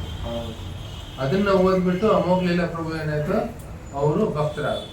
ಅಮೋಘ ಲೀಲಾಪ್ರಭು ಮತ್ತು ನಿಮಗೆಲ್ಲ ಎಷ್ಟು ಅವ್ರಿಗೆ ಫೇಮಸ್ ಲೆಕ್ಚರ್ ಎಲ್ಲ ಕೊಡ್ಲಿಕ್ಕೆ ಡೆಲ್ಲಿಯಲ್ಲಿ ಇರ್ತಾರೆ. ಈ ರೀತಿ ಎಲ್ಲಿಂದ ಎಲ್ಲಿಗೆ ಅದು ಹೋಗುತ್ತೆ ಅಂತ ಹೇಳಕ್ಕಾಗಲ್ಲ. ಪ್ರಭುಪಾದ ಹೇಳಿದ್ರು, ನನ್ನ ಪುಸ್ತಕ ಅಂದ್ರೆ ಏನು, ನೀವು ಟೈಮ್ ಬಾಂಬ್ ಇದೆ. ಯಾವ ರೀತಿ? Time time bomb. ಯಾವಾಗ ಇದು ಹೊಡಿತಿ ಹೇಳಕ್ಕಾಗಲ್ಲ. ನನ್ನ ಸ್ವಂತ ಉದಾಹರಣೆ ಹೇಳೋದಂದ್ರೆ ಸುಮಾರು 1984-85 ಇಸ್ವಿಯೊಳಗೆ ನನ್ನ ಫ್ರೆಂಡ್ ತಂದೆ ಒಬ್ರು ಅವರು ಬೆಂಗಳೂರಿಗೆ ಹೋದಾಗ ಭಗವದ್ಗೀತೆ ತಗೊಂಡು ಬಂತು. ಮೊದಲು ಕೆಂಪುದು ಭಗವದ್ಗೀತೆ ಅಂತಿತ್ತಪ್ಪ ಅಂತ ಅದನ್ನ ತಗೊಂಡ್ ಬಂದಿದ್ರು, ಭಗವದ್ಗೀತೆ ಯಥಾರೂಪ ಅಂತ. ಅವ್ರೇನ್ ಮಾಡಿದ್ರು, ಮನೆಗೆ ಬಂದು ಅದನ್ನ ಕೆಂಪು ಬಟ್ಟೆಯಲ್ಲಿ ಸುತ್ತಿ ಜಗ್ಲಿ ಮೇಲೆ ಇಟ್ಟು ದಿವಸ ಪೂಜೆ ಮಾಡ್ತಿದ್ರು ಅಷ್ಟೇ. ಅದನ್ನ ಬಿಸ್ಲಿಲ್ಲ, ಓದ್ತಿಲ್ಲ. ಕೊನೆಗೆ ಅದೇನಾಯ್ತಂದ್ರೆ ಅದು ಸುಮಾರು 16 ವರ್ಷ ಏನೋ 15-16 ವರ್ಷ ಹಾಗೆ ಕೂತಿತ್ತು ಜಗಲಿ ಮೇಲೆ ಪೂಜೆ ಮಾಡ್ತಾರೆ. 15-16 ವರ್ಷ ಆದ್ಮೇಲೆ ನನ್ನ ಫ್ರೆಂಡ್ ಅವನು ಇಂಜಿನಿಯರಿಂಗ್ ಮಾಡ್ಬೇಕಾದ್ರೆ ಅವನು ತಗೊಂಡ್ ಬಂದ. ಅದು ಯಾರೋ ಅವ್ರ ಫ್ರೆಂಡು ಭಗವದ್ಗೀತೆ ಇಸ್ಕಾನ್ ಸಂಪರ್ಕದಲ್ಲಿ ಬಂದು ಅವ್ರ ಭಗವದ್ಗೀತೆ ಓದಿ ಪ್ರಾರಂಭ ಮಾಡೋದು. ಅದಕ್ಕೆ ನಮ್ಮ ಮನೆಯಲ್ಲಿ ಒಂದು ಭಗವದ್ಗೀತೆ ಇದೆ ಅಂತೇಳಿ 15-16 ವರ್ಷದ ಮೇಲೆ ಅದನ್ನ ಬಿಚ್ಚಿ ಓದ್ಲಿಕ್ಕೆ ಪ್ರಾರಂಭ ಮಾಡಿದ್ರು. ಅವರು ಕೂಡ ಭಕ್ತರಾದರು. ಆ ರೀತಿ ಅಂದ್ರೆ ಈ ಭಗವದ್ಗೀತೆ ಎಲ್ಲಿಂದ ಯಾರಿಗೆ ಹೇಗೆ ಅದು ಪ್ರೇರಣೆ ನೀಡುತ್ತೆ ಅಂತ ಹೇಳ್ಕೊಡೋದು. ಅದೇ ರೀತಿ ನಡೆದೋದು. ಒಂದ್ಸಾರಿ ನಾನು ಬೆಳಗಾವಿಯಲ್ಲಿ ಇರ್ಬೇಕಾದ್ರೆ ಒಬ್ಬ ಅಡ್ವೊಕೇಟ್ ಬಂದಿದ್ರು. ಅವರು ಬಾಗಲಕೋಟೆಯಿಂದ ಬಂದು ಭಾಗವತವನ್ನು ಕೇಳ್ತಾ ಇದ್ರು. ಅದಕ್ಕೋಸ್ಕರ ನಮ್ಮ ಅಲ್ಲಿ ಬುಕ್ ಸ್ಟಾಲ್ ಅಲ್ಲಿ ಇರುವಂತ ಒಬ್ರು ಡಿವೋಟಿ ಅವರು ಒಂದು ದೂರ ಯಾವ್ದು ಭಾಗವತ ಬಂದು ಅವರಾಗಿ ಸ್ವತಃ ಕೇಳ್ತಾ ಇದ್ದಾರೆ ಅಂತಂದ್ರೆ ಅವನ ಯಾರು ಎಲ್ಲಿಯವನು ಏನು ಅಲ್ಲ ನಾನು ಬಾಗಲಕೋಟೆ ಅಂತ ಬಂದಿದ್ದೀನಿ, ನಾನು ಅಡ್ವೊಕೇಟು ಅಂತೇಳಿ. ಆಗ ಬಾಗಲಕೋಟೆ ಅಂದ ತಕ್ಷಣ ಅವನು ನನಗೆ ದೇವಸ್ಥಾನದ ಮೇಲೆ ಬಂದು ನನಗೆ ಕರೆದ, ನಿಮ್ಮ ಊರವ್ರು ಯಾರೋ ಬಂದಿದ್ದಾರೆ, ಮಾತಾಡ್ಸ್ಬಾರ್ದು, ನೀವು ಕನ್ನಡ ಬರೋದಿಲ್ಲ. ಅದಕ್ಕೋಸ್ಕರ ನಾನು ಹೋಗಿ ಅವ್ರ ಜೊತೆ ಮಾತಾಡಿದಾಗ ಗೊತ್ತಾಯ್ತು ಅವ್ರ ಫ್ರೆಂಡ್ ಒಬ್ರು ಯಾರೋ ಬೆಂಗಳೂರಿಗೆ ಹೋಗಿದ್ರು. ಅವಾಗ ಅವ್ರು ಏನ್ ಮಾಡಿದ್ರು, ಭಗವದ್ಗೀತಾ ಯಥಾರೂಪ ಗ್ರಂಥವನ್ನು ತೆಗೆದುಕೊಂಡು ದೇವಸ್ಥಾನಕ್ಕೆ ಹೋದಾಗ ಅಥವಾ ಎಲ್ಲೋ ರಸ್ತೆಯಲ್ಲಿ ಡಿಸ್ಟ್ರಿಬ್ಯೂಟ್ ಮಾಡ್ತಾ ಇದ್ರು, ಅದನ್ನ ತಗೊಂಡ್ಬಂದ್ರು. ಅವ್ರು ತಗೊಂಡ್ಬಂದು ಏನ್ ಮಾಡಿದ್ರು, ಎಲ್ಲ ಅವ್ರ ಲಾಯರ್ ಬುಕ್ ಶೆಲ್ಫ್ ಇರುತ್ತಲ್ಲ ಅಲ್ಲಿ ಅವ್ರು ಇಟ್ಬಿಟ್ಟಿದ್ರು. ಅವ್ರು ಓದಿಲ್ಲ ಅದನ್ನ. ಭಗವದ್ಗೀತೆ ನಾವು ಎಲ್ಲ ಭಕ್ತರು ಏನ್ ಮಾಡ್ತಾರೆ, ಅವ್ರ ರಸ್ತೆಯಲ್ಲಿ ಅಲ್ಲಿ ಟ್ರೈನಲ್ಲೋ ಅಥವಾ ಬಸ್ಸಲ್ಲೋ ಬಂದು ಡಿಸ್ಟ್ರಿಬ್ಯೂಟ್ ಮಾಡಿರ್ತಾರೆ. ತಗೊಳ್ಳಿ ನೀವು ಒಳ್ಳೇದಾಗುತ್ತೆ ಹಾಗೆ ಹೇಳಿದ ತಕ್ಷಣ ಏನೋ ಆಯ್ತಪ್ಪ ಭಾಳ ಇವರು ಹಿಂದೆ ಬಿದ್ದಿದ್ದಾರೆ ಅಂತೇಳಿ ತಗೊಂಡ್ಬಿಡ್ತಾರೆ. ತಗೊಂಡು ಅವ್ರ ತಂದ್ರು ಅದನ್ನ ಏನ್ ಮಾಡಿದ್ರು, ಅಲ್ಲಿ ಇಟ್ಬಿಟ್ರು.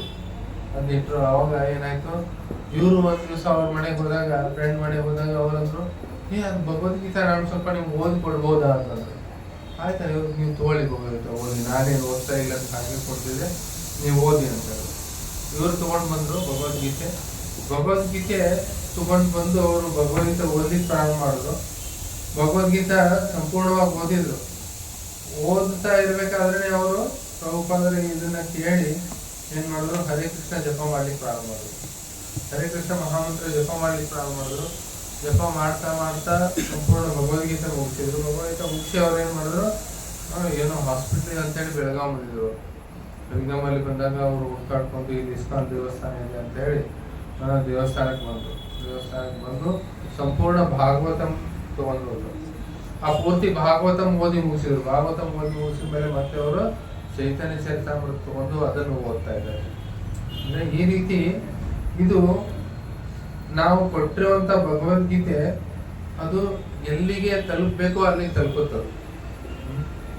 ಈಗ ತಂದೆ ಓದ್ಲಿಕ್ಕಾದ್ರೂ ಮಗ ಆದ್ರೂ ಓದ್ತಾನೆ, ನಮ್ಮ ಮೊಮ್ಮಗ ಆದ್ರೂ ಓದ್ಬೋದು, ಅಥವಾ ಯಾರೋ ಮಿತ್ರರು ಓದ್ಬೋದು, ಅಥವಾ ಯಾರೋ ಸಂಬಂಧಿಕರು ಓದ್ಬೋದು. ನಾನು ಮನೆಯಲ್ಲಿ ಒಂದು ಸೆಟ್ ಭಾಗವತ ಬಿಟ್ಟಿದ್ದೆ ಮನೆಯಲ್ಲಿ, ನಮ್ಮ ತಂದೆಯವ್ರಿಗೆ ಓದಿ ಅಂತ ಹೇಳಿ. ಅದು ಅವರು ಬುಕ್ ಓದಿ ರೂಢಿನೇ ಇಲ್ಲ ಮೊದಲಿಂದ. ಅವ್ರದ್ದೆಲ್ಲ ನೌಕರಿ ಟೈಮಲ್ಲಿ ಅದು ಇದು ಅವ್ರಿಗೆ ಬುಕ್ಸ್ ಓದು ರೂಢಿ ಇಲ್ಲ, ಅವರು ತೆಗೆದು ಓದಲೇ ಇಲ್ಲ. ನಮ್ಮ ತಾತ ಬಂದಿದ್ರು ಅಂತ, ನಮ್ಮ ತಾಯಿ ತಂದೆ ಬಂದಿದ್ರು ಮನೆಗೆ. ಅವರು ಇದನ್ನ ನಾನು ಒಂದು ಬುಕ್ ತಗೊಂಡು ಹೋಗ್ತೇನೆ. ಅವರು ಮೊದಲನೇ ಸ್ಕಂದ ಭಾಗವತವನ್ನು ತೆಗೆದುಕೊಂಡು ಹೋಗಿ ಸಂಪೂರ್ಣ ಮೊದಲನೇ ಸ್ಕಂದವನ್ನ ಅವರು ಶರೀರ ತ್ಯಾಗ ಮಾಡೋಕ್ಕಿಂತ ಮುಂಚೆ ಆಗಬಹುದು. ಈ ರೀತಿ ಅದೇನಾಗುತ್ತೆ, ಆ ಗ್ರಂಥ ಯಾರಿಗೆ ಸೇರಬೇಕೋ ಅದು ಸೇರುತ್ತೆ. ಆದರೆ ನಾವೇನು ಮಾಡಬೇಕು, ಯಾವ ರೀತಿ ಪ್ರಭುಪಾದ ಹೇಳ್ತಾರೆ, ನಮ್ಮ ಜಾಬ್ ಏನಂದ್ರೆ ಪೋಸ್ಟ್ಮನ್ ತರ. ಈ ಬುಕ್ ಡಿಸ್ಟ್ರಿಬ್ಯೂಷನ್ ಇದೆ ಅಲ್ಲ, ಇದು ಬಹಳ ಲಾಭಕಾರಿ ಆಗುತ್ತೆ. ಯಾರಿಗೆ, ಯಾರು ಕೊಡ್ತಾ ಇದ್ದಾರೆ ಅವ್ರಿಗೆ, ತಗೊಳ್ತಾ ಇದ್ದವ್ರಿಗೆ ಅದಾಗುತ್ತೆ, ಯಾವಾಗ ಆಗುತ್ತೋ ಆಗುತ್ತದು. ಆದರೆ ಯಾರು ಕೊಡ್ತಾರಲ್ಲ ಅವ್ರಿಗೆ ತುಂಬಾ ಲಾಭಕಾರಿ ಆಗುತ್ತೆ. ಯಾಕಂದ್ರೆ ಭಕ್ತಿಯೊಳಗೆ ನಾವು ಪ್ರಗತಿ ಮಾಡ್ಬೇಕಂದ್ರೆ ನಾವೇನ್ ಮಾಡ್ಬೇಕು, ಆಚಾರ್ಯ ಹೇಳಿದಂಗೆ ಮಾಡ್ಬೇಕು. ಪ್ರಭುಪಾದರು ಹೇಳಿದ್ರು, if you want to please me then distribute my books. ನೀವು ನನ್ನನ್ನು ಪ್ರಸನ್ನಗೊಳಿಸ್ಬೇಕಂದ್ರೆ ಏನು, ನನ್ನ ಪುಸ್ತಕಗಳ ಗ್ರಂಥಗಳ ವಿತರಣೆಯನ್ನು ಮಾಡಿ ಅಂತ ಹೇಳಿ ಪ್ರಭುಪಾದರು. ಅದಕ್ಕೋಸ್ಕರ ನಾವು ಇದನ್ನ ಪುಸ್ತಕ ವಿತರಣೆಯನ್ನು ಮಾಡಬೇಕು. ನೀವು ಯಾವುದೇ ಭಕ್ತರ ಒಂದು ಅನುಭವವನ್ನು ಕೇಳಿದ್ರೆ ಅವರ ಪುಸ್ತಕ ವಿತರಣೆ ಮಾಡೋ ಸಮಯದಲ್ಲಿ ನಾನು ಬಹಳ ನನ್ನ ಕೃಷ್ಣ ಕಾನ್ಸಿಯಸ್ನೆಸ್, ನನ್ನ ಭಕ್ತಿಯಲ್ಲಿ ತುಂಬಾ ಆನಂದವಾಗಿದ್ದೆ. ನಾನು ಕೂಡ ಅಷ್ಟೇ. 5 ವರ್ಷ ನಾನು ಶನಿವಾರ ದಿವಸ ಬಂದು ದೇವಸ್ಥಾನದಲ್ಲಿ ನಾನು ಸೇರ್ಕೊಂಡೆ. ನಾನು ಆಶ್ರಮಕ್ಕೆ ಬಂದೆ. ಸೋಮವಾರ ಭಾನುವಾರ ಒಂದೇ ದಿವಸನೇ ದೇವಸ್ಥಾನದಲ್ಲಿ. ಸೋಮವಾರ ನಮ್ಮ ಗ್ರಂಥ ವಿತರಣೆಗೆ ಹೊರಗಡೆ ಹೋಗ್ಬಿಟ್ಟೆ. ನನಗೆ ಕೇಳಿದ್ರು, ನಿನಗೆ ಏನ್ ಮಾಡ್ತಾ ಇದ್ರು? ನಮ್ದು ಒಂದು ಪುಸ್ತಕದ ಅಂಗಡಿ ಇತ್ತು. ಪುಸ್ತಕದ ಅಂಗಡಿ ನಿಮ್ಗೆ ಹೇಳಿದ್ರು. ಅಲ್ಲಿ ಒಬ್ರು ಸೀನಿಯರ್ ಭಕ್ತರಿದ್ರು. ಒಂದು 5-6 ಜನ ಬ್ರಹ್ಮಚಾರಿ ಅಷ್ಟೇ ಇದ್ರು. ನಾವು ಅಲ್ಲಿ ಆಶ್ರಮಕ್ಕೆ ಬಂದಾಗ ಹೇಳಿದ್ರು, ಅವರು ಪುಸ್ತಕ ವಿತರಣಾ ವಿಭಾಗದ ನೋಡ್ಕೊಳ್ತಾರೆ, ಅವ್ರಿಗೆ ನೀನು ಸಹಾಯ ಮಾಡು, ಆಮೇಲೆ ಗ್ರಂಥ ವಿತರಣೆ ಮಾಡು ಅಂತ ಹೇಳಿದ್ರು. ಹೇಳಿದ ತಕ್ಷಣ ಏನು, ಸೋಮವಾರ ನಾವು ಹೊರಗಡೆ ಹೋಗ್ಬಿಟ್ವಿ. ನನ್ನನ್ನು ಹುಡುಕಾಡ್ಕೊಂಡು ನಮ್ಮ ಪೇರೆಂಟ್ಸ್ ಬಂದ್ರು, ದೇವಸ್ಥಾನಕ್ಕೆ ಹೋಗಿದ್ದೇನು ಅಂತ ಹೇಳಿ. ನಾನು ಅವ್ರು ಸಿಕ್ಕೇ ಇಲ್ಲ. ಅವಾಗೆಲ್ಲ ಮೊಬೈಲು ಇದೆಲ್ಲ ಇರಲಿಲ್ಲ ನಮ್ಮ ಹತ್ರ. ಅವಾಗೇನು ಅವ್ರಿಗೆ ಸಿಕ್ಕೇ ಇರಲ್ಲ. ಆಮೇಲೆ 8 ದಿವಸ ನಂತರ ಬಂದೆ ದೇವಸ್ಥಾನಕ್ಕೆ. ಅವಾಗ ಹೇಳಿದ್ರು, ಏನು ನಿಮ್ಮ ತಂದೆ ತಾಯಿ ಬಂದಿದ್ರು. ಆಗ ಮತ್ತೆ ಕೊನೆಗೆ ನಾನು ಫೋನ್ ಮಾಡಿ ಹೇಳಿದೆ ಅವ್ರಿಗೆ, ದೇವಸ್ಥಾನಕ್ಕೆ ಬಂದಿವಿ ಅಂತ ಹೇಳಿ. ಆಗ ಅವ್ರು ಬಂದರು, ಎಲ್ಲ ಭೇಟಿ ಅದೆಲ್ಲ ಆಯಿತು. ನಾನು ಮೊದಲಿಂದನು ಡೇ 1 ಆಶ್ರಮ ಗಾಯನ ಆದ ಮೊದಲನೇ ದಿವಸದಿಂದ ನಾವು ಬುಕ್ ಡಿಸ್ಟ್ರಿಬ್ಯೂಷನ್. ನಾನು ದೇವಸ್ಥಾನದಲ್ಲಿ ಇರ್ತೇ ಇರಲಿಲ್ಲ. ಪ್ರತಿನಿತ್ಯ ನಾನು ಹೊರಗಡೆ ಬಸ್ಸಲ್ಲಿ ಅಥವಾ ಜೀಪಲ್ಲಿ ತಗೊಂಡು ಹೊರಗಡೆ ಎಲ್ಲ ಬೇರೆ ಬೇರೆ ಊರುಗಳಿಗೆ ಹೋಗಿಲ್ಲ ಬುಕ್ ಡಿಸ್ಟ್ರಿಬ್ಯೂಷನ್ಗೆ. ಅಂದರೆ ಅಟ್ಲೀಸ್ಟ್ ಸಾಯಂಕಾಲ 4ರಿಂದ 8:30ವರೆಗೆ. 4 ಗಂಟೆಗೆ ಒಂದು ಟ್ರೈನ್ ಬರ್ತಿತ್ತು, ಹರಿಪ್ರಿಯಾ ಇವತ್ತು ಇದೆ. ಹರಿಪ್ರಿಯಾದಿಂದ ಬೆಳಗಾವಿಯಿಂದ ಲೋಂಡಾಗೆ ಬರೋದು, ಲೋಂಡಾದಿಂದ ಮತ್ತೆ ಮರಳಿ ಗೋವಾ ಎಕ್ಸ್ಪ್ರೆಸ್ ಅಂತೀವಿ, ಡೆಲ್ಲಿಗೆ ಹೋಗೋ ಟ್ರೈನ್. ಆ ಟ್ರೈನಲ್ಲಿ ಬೆಳಗಾವಿ ಹೋಗೋದು. ಟೋಟಲ್ ಆ ಸಮಯದಲ್ಲಿ ಅದು 1.25 ಗಂಟೆ ಟ್ರೈನ್ ತಗೊಳ್ತಿತ್ತು. ಪ್ಲಸ್ ಅಲ್ಲಿ ಎಲ್ಲ ಹೋಗೋದು ಬರೋದು 4-4.25 ಗಂಟೆ. 4 ಗಂಟೆಗೆ ನಾವು ದೇವಸ್ಥಾನ ಬಿಟ್ಟು ಅಂದರೆ ರಾತ್ರಿ 8-8:15 ರಿಟರ್ನ್ ಹೋಗ್ತಾರೆ. ಅಷ್ಟು daily book distribution. Daily 25-30 Bhagavad Gita. ಕಡಿಮೆ ಅಂದರೆ ಒಂದು 10ರಿಂದ 15, 50-60 ಮೀಡಿಯಮ್, 50-60 ಸಣ್ಣ ಪುಸ್ತಕಗಳು. ಕೆಲವೊಂದ್ಸರಿ 100 ಸಣ್ಣ ಪುಸ್ತಕಗಳು ತಯಾರು ಮಾಡಿದ್ವಿ ಒಂದೇ ದಿವಸದಲ್ಲಿ. ಆ ರೀತಿ ನಾವು ಪ್ರತಿನಿತ್ಯ ನಾನು ನೋಡ್ತೇವೆ. ಅಂದರೆ ಈ ಯಾವ ರೀತಿ ನಮಗೆ ಲಾಭ ಆಗುತ್ತಂತಂದ್ರೆ ಪುಸ್ತಕ ವಿತರಣೆ ಮಾಡೋದ್ರಿಂದ ನಾವು ಭಗವಂತನ ಆಶ್ರಯವನ್ನು ತೆಗೆದುಕೊಳ್ಳಿ. ಈಗ ನಾವು ಪುಸ್ತಕ ವಿತರಣೆ ಮಾಡ್ತಾ ಇದ್ವಿ ಅಂದ್ರೆ ಏನು, ನಾವು ಭಿಕ್ಷಾಟನೆಯನ್ನು ಮಾಡ್ತಾ ಇದ್ವಿ. ಅಂದ್ರೆ ಆಕ್ಚುಲಿ ಒಬ್ಬ ಶಿಷ್ಯ ಗುರುವಿನ ಆಶ್ರಮಕ್ಕೆ ಬಂದಾಗ ಅವನು ಗುರುವಿನಿಗೋಸ್ಕರ ಏನು ಮಾಡಬೇಕು, ಭಿಕ್ಷೆ ಬೇಡಬೇಕು, ಭಿಕ್ಷಾಟನೆ ಮಾಡಬೇಕು. ಆಶ್ರಮಕ್ಕೋಸ್ಕರ, ಆಶ್ರಮ ನಡೆಸೋದಕ್ಕೋಸ್ಕರ ಅಥವಾ ದೇವಸ್ಥಾನ ನಡೆಸೋದಕ್ಕೋಸ್ಕರ. ಅದನ್ನ ಯಾಕೆ ಮಾಡಬೇಕು ಅಂತಂದ್ರೆ ಅದು ಅವನಲ್ಲಿ ವಿನಮ್ರತೆ ಅಂತ ಅನ್ಸುತ್ತೆ. ಜನರ ಹತ್ರ ಹೋಗಿ ಕೇಳೋದಂದ್ರೆ ವಿನಮ್ರನ ಆಗ್ತಾನ. ವಿನಮ್ರ ಆಗಲಿಲ್ಲ ಅಂದ್ರೆ ಭಕ್ತಿಯಲ್ಲಿ ಪ್ರಗತಿ ಆಗೋದಿಲ್ಲ. ಭಕ್ತಿಯಲ್ಲಿ ಇದೇನು ಮುಂದೆ ಹೋಗೋದಿಲ್ಲ ಗಾಡಿ, ವಿನಮ್ರ ಆಗಲಿಲ್ಲ. ಅದಕ್ಕೋಸ್ಕರ ಹೋಗಿ ಬೇರೆಯವ್ರ ಹತ್ರ ಕೇಳೋದಂದ್ರೆ, ಅದಕ್ಕೆ ಪ್ರಭುಪಾದ ಹೇಳಿದ್ರು, ಆ ಭಿಕ್ಷಾಟನೆಗೆ ಇದು ಪುಸ್ತಕ ವಿತರಣೆ ಸಮಾನ. ನೀವು ಹೋಗಿ ಜನರ ಹತ್ರ ಲಿಟ್ರಲಿ ನಾವು ಕೇಳ್ಕೋಬೇಕು. 100 ಜನರಿಗೆ ನಾವು ಅಪ್ರೋಚ್ ಮಾಡಿದಾಗ ಏನಂತಾರೆ, 95 ಜನರ ಹೋಗಪ್ಪ ಮುಂದೆ ಹೋಗು, ನನ್ನ ಹತ್ರ ಇದೆ, ಯಾಕೆ ಪೀಡಿಸ್ತೀಯ, ಹಾಗೆ ಹೀಗೆ ಹೇಳ್ತಾರೆ, ಬೈತಾರೆ. ಅವಾಗ ನಾವು ಭಿಕ್ಷೆಗೆ ಹೋದ್ವಿ ಅಂದಮೇಲೆ ನಮ್ಗೆ ಅವ್ರಿಗೆ ಮರಳಿ ನಾನೇನು ನೀನೇನು ಅದೆಲ್ಲ ಮಾತಾಡೋಕ್ಕಾಗೋದಿಲ್ಲ. ಅಂದರೆ ನಾವು ವಿನಮ್ರ ಆಗಬೇಕು. ಆಮೇಲೆ ಯಾವಾಗ ನಾವು ಆ ರೀತಿ ವಿನಮ್ರತೆಯಿಂದ ಈ ಪ್ರಚಾರಕ್ಕೋಸ್ಕರ ನಾವು ಇದು ಮಾಡ್ತೀವಿ, ಆಗ ಭಗವಂತ ಏನಾಗ್ತಾರೆ, ನಮ್ಮ ಮೇಲೆ ಅವರು ಪ್ರಸನ್ನರಾಗ್ತಾರೆ, ಗುರುಗಳು ಪ್ರಸನ್ನರಾಗ್ತಾರೆ. ಆಗ ನಮ್ಮದು ಕೃಷ್ಣ ಭಕ್ತಿಯಲ್ಲಿ ಪ್ರಗತಿ ಆಗುತ್ತೆ. ಆಮೇಲೆ ಇನ್ನೊಂದೇನು, ನಮ್ಮ ಕೃಷ್ಣ ಭಕ್ತಿಯಲ್ಲಿ ನಮ್ಮ ಪ್ರಗತಿ ಆಗ್ತಾ ಇಲ್ಲ, ಅದಕ್ಕೆ ಕಾರಣ ನಿದ್ದೆ ಬರ್ತಾ ಇರೋದು. ಅದು ಒಂದು ದೊಡ್ಡ ಅಡೆತಡೆನೆ. ಆದರೆ ನಾವು ನಮ್ಮ ಒಂದು ಮಿಥ್ಯಾ ಅಹಂಕಾರ ಏನಿದೆಯಲ್ಲ ಅದನ್ನ ಬಿಡ್ತಾ ಇಲ್ಲ. ಮಿಥ್ಯಾ ಅಹಂಕಾರ ನಮ್ಮನ್ನ ಮುಂದೆ ಹೋಗ್ಬೇಕಾದ್ರೆ ಏನ್ ಮಾಡ್ತಾ ಇದೆ, ಅಡ್ಡಗೋಡೆ ಆಗ್ತದೆ, ಅಡ್ಡಗೋಡೆ.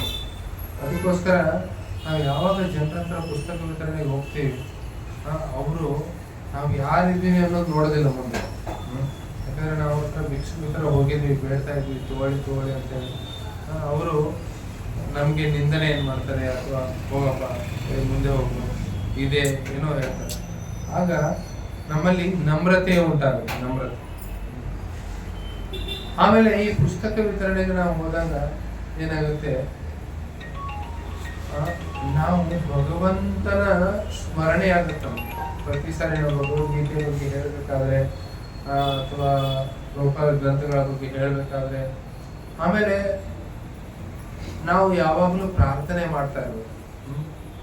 ಯಾವ ರೀತಿ ಅಂದ್ರೆ, ಭಗವಂತ ಅವರ ಹೃದಯದಲ್ಲೂ ಕೂಡ ಅವನು ಪರಮಾತ್ಮನ ರೂಪದಲ್ಲಿದ್ದಾನೆ. ಅದಕ್ಕೆ ನಾವು ಹೃದಯದಲ್ಲಿರುವ ಭಗವಂತನಿಗೆ ನಾವು ಪ್ರಾರ್ಥನೆ ಮಾಡಿ, ದಯವಿಟ್ಟು ಭಗವಂತ ನೀವು ಹೃದಯದಲ್ಲಿರಲ್ಲ, ಇವ್ರಿಗೆ ಪುಸ್ತಕವನ್ನ ತೆಗೆದುಕೊಳ್ಳಲಿಕ್ಕೆ ನೀವು ಪ್ರೇರಣೆಯನ್ನ ನೀಡಿ ಅಂತೇಳಿ ನಾವು ಪ್ರಾರ್ಥನೆ ಮಾಡಿ. ಈ ರೀತಿ ನಾವು ಭಗವಂತನೇ ಜೊತೆಗೆ ನಮ್ಮ ಸಂಬಂಧ ಏನಾಗುತ್ತೆ, ಅದು ಗಾಢ ಆಗುತ್ತೆ. ಆಮೇಲೆ ಭಗವಂತನ ಸ್ಮರಣೆ ಆಗುತ್ತೆ. ಭಗವಂತನ ಸ್ಮರಣೆ, ಆ ಪ್ರಾರ್ಥನೆ ಇಂದ ಏನಾಗುತ್ತೆ, ನಾವು ಹೆಚ್ಚು ಹೆಚ್ಚು ನಮ್ಮ ಕೃಷ್ಣ ಪ್ರಜ್ಞೆ ಅದು ವೃದ್ಧಿ ಆಗುತ್ತೆ. ಈ ರೀತಿ ನಮ್ದು ಏನಾಗುತ್ತೆ, ಕೃಷ್ಣ ಭಕ್ತಿಯಲ್ಲಿ ಪ್ರಗತಿ ಆಗುತ್ತೆ. ಆಮೇಲೆ ಯಾವಾಗ ನಾವು ಗ್ರಂಥಗಳ ವಿತರಣೆಯನ್ನ ಮಾಡಲಿಕ್ಕೆ ಈ ರೀತಿ ಶರಣಾಗತಿಯಿಂದ ಹೋಗ್ತೀವಿ, ಅದನ್ನ ಪ್ರಭುಪಾದರು ನೋಡ್ತಾರೆ, ಅವರು ತುಂಬಾ ಖುಷಿ ಆಗ್ತಾರೆ. ಭಕ್ತಿಸಿದ್ಧಾಂತ ಸರಸ್ವತಿ ಠಾಕೂರ್ ಆ ಸಮಯದಲ್ಲಿ ಅನೇಕ ಗ್ರಂಥಗಳ ರಚನೆಯನ್ನು ಮಾಡಲಿಲ್ಲ, ಆದರೆ ಅವರು ಇದು ಮಾಡ್ತಾ ಇದ್ರು, ಅಂದ್ರೆ ಮ್ಯಾಗಝಿನ್ಸ್, ನಾದಿಯಾ ಪ್ರಕಾಶ್ ಅಂತ ಹೇಳಿ ಒಂದು ಡೈಲಿ ಮ್ಯಾಗಝಿನ್ ನೋಡುತ್ತಾ ಇದ್ರು, ಡೈಲಿ ನ್ಯೂಸ್ ಪೇಪರ್. ನಿಮ್ಗೆ ಗೊತ್ತಾ, ಈಗ ನಮ್ಮ ದಾವಣಗೆರೆಯಲ್ಲಿ ಜನತಾವಾಣಿ ಈ ರೀತಿ ಇದೆ, ಇವೆಲ್ಲ ಬರ್ತಾವಲ್ಲ, ಹಿಂದೂ, ಡೆಕ್ಕನ್ ಹೆರಾಲ್ಡ್, ಪ್ರಜಾವಾಣಿ ಇವೆಲ್ಲ ಬರ್ತಾವಲ್ಲ. ಈ ರೀತಿ ಅಂದ್ರೆ ಅವರು, ನಾವು ಡೈಲಿ ಒಂದು ನ್ಯೂಸ್ ಪೇಪರ್ ಹೊರಡಿಸ್ತೇನೆ ನಾನು, ಆಧ್ಯಾತ್ಮಿಕ ಸಂದೇಶ ಅಂತ ಹೇಳಿ. ಅದಕ್ಕೆ ಯಾರು ಅಂದ್ರು ಅವ್ರಿಗೆ, ನೀವು ಡೈಲಿ ಏನ್ ನ್ಯೂಸ್ ಪೇಪರ್ ಹೊರಡಿಸಕ್ ಸಾಧ್ಯ ಆಧ್ಯಾತ್ಮಿಕದ ಬಗ್ಗೆ? ಆಗ ಭಕ್ತಿಸಿದ್ಧಾಂತ ಸರಸ್ವತಿ ಠಾಕೂರ್ ಹೇಳಿದ್ರು, ಈ ಭೌತಿಕ ಜಗತ್ತೇನಿದೆಯಲ್ಲ, ಇದು ಭಗವಂತನ ಸೃಷ್ಟಿಯ ಕೇವಲ ಕಾಲು ಭಾಗ ಇದೆ, 1/4 ಅಷ್ಟೇ ಇದೆ. 3/4 ಇರೋದೇನು ಅದು ಆಧ್ಯಾತ್ಮಿಕ ಜಗತ್ತು. ಅಲ್ಲಿ ಭಗವಂತ ತನ್ನ ನಿತ್ಯ ಲೀಲೆಗಳನ್ನು ಮಾಡ್ತಾ ಇದ್ದಾರೆ. ಆಧ್ಯಾತ್ಮಿಕ ಜಗತ್ತಿನ ಇಲ್ಲಿ ಒಂದು ಸಿಟಿಗೆ ಎಷ್ಟೋ ನ್ಯೂಸ್ ಪೇಪರ್ಗಳಿದಾವೆ, ಒಂದು 40-50 ನ್ಯೂಸ್ ಪೇಪರ್ ಇರ್ಬೋದು. ಅದೇ ಪ್ರತಿನಿತ್ಯ ಅದೇ ನೋಡಿದ್ರೆ ಇಲ್ಲಿ ಇದು ಆಯ್ತು, ಅಲ್ಲಿ ಅದು ಆಯ್ತು, ಸ್ವಲ್ಪ ಅದೇ ಬೇರೆ ಬೇರೆ ತರ ಬರೆದಿರ್ತಾರೆ ಎಲ್ಲ ಪೇಪರ್. ಆಮೇಲೆ ನಾವು ನೋಡ್ತೀವಲ್ಲ, ಇಲ್ಲಿ ರಥಯಾತ್ರೆಗೆ ನಾವು ಪ್ರೆಸ್ ಕಾನ್ಫರೆನ್ಸ್ ಮಾಡ್ತೀವಿ. ಆ ಸಮಯದಲ್ಲಿ ಅವ್ರು ಏನ್ ಮಾಡ್ತಾರೆ, ಒಬ್ರು ಒಂದು ಸುದ್ದಿ ಮಾಡ್ತಾರೆ, ಅಂದ್ರೆ ಒಂದು ರೈಟಪ್ ಮಾಡ್ತಾರೆ. ಅದನ್ನೇ ಏನ್ ಮಾಡ್ಬಿಡ್ತಾರೆ ಅವರು, ಪ್ರೆಸ್ ಕ್ಲಬ್ ಇಂದ ಎಲ್ಲ ಪೇಪರ್ನವ್ರಿಗೆ ಇಮೇಲ್ ಮಾಡ್ಬಿಡ್ತಾರೆ. ಅದನ್ನೇ ಅವ್ರು ಏನ್ ಮಾಡ್ತಾರೆ, ಅದನ್ನೇ ಪ್ರಿಂಟ್ ಮಾಡ್ತಾರೆ. ಎಲ್ಲ ಪೇಪರ್ಗಳಿಗೂ ಒಂದೇ ತರ ಬಂದಿರ್ತದೆ ಸುದ್ದಿ. ಎಲ್ಲರೂ ಬೇರೆ ಬೇರೆ ಬರೆಯೋದಿಲ್ಲ. ಈ ಜಗತ್ತಿನಲ್ಲಿ ಈ ಒಂದು ಅಲ್ಲಿ ದಕ್ಷಿಣಾಂಚಲ ಸರಸ್ವತಿ ಠಾಕೂರ್ ಈ ಸಣ್ಣ ಒಂದು ಕಲ್ಕತ್ತಾ ಅಂತ ಊರಲ್ಲಿ ಎಷ್ಟೊಂದು ನ್ಯೂಸ್ ಪೇಪರ್ಗಳಿದಾವೆ ಕಲ್ಕತ್ತಾಗೋಸ್ಕರ. ಆದರೆ ಆಧ್ಯಾತ್ಮಿಕ ಲೋಕ ಭಗವಂತಂದು ಈ ಸಂಪೂರ್ಣ ಸೃಷ್ಟಿಯ 3 ಪಟ್ಟಿದೆ.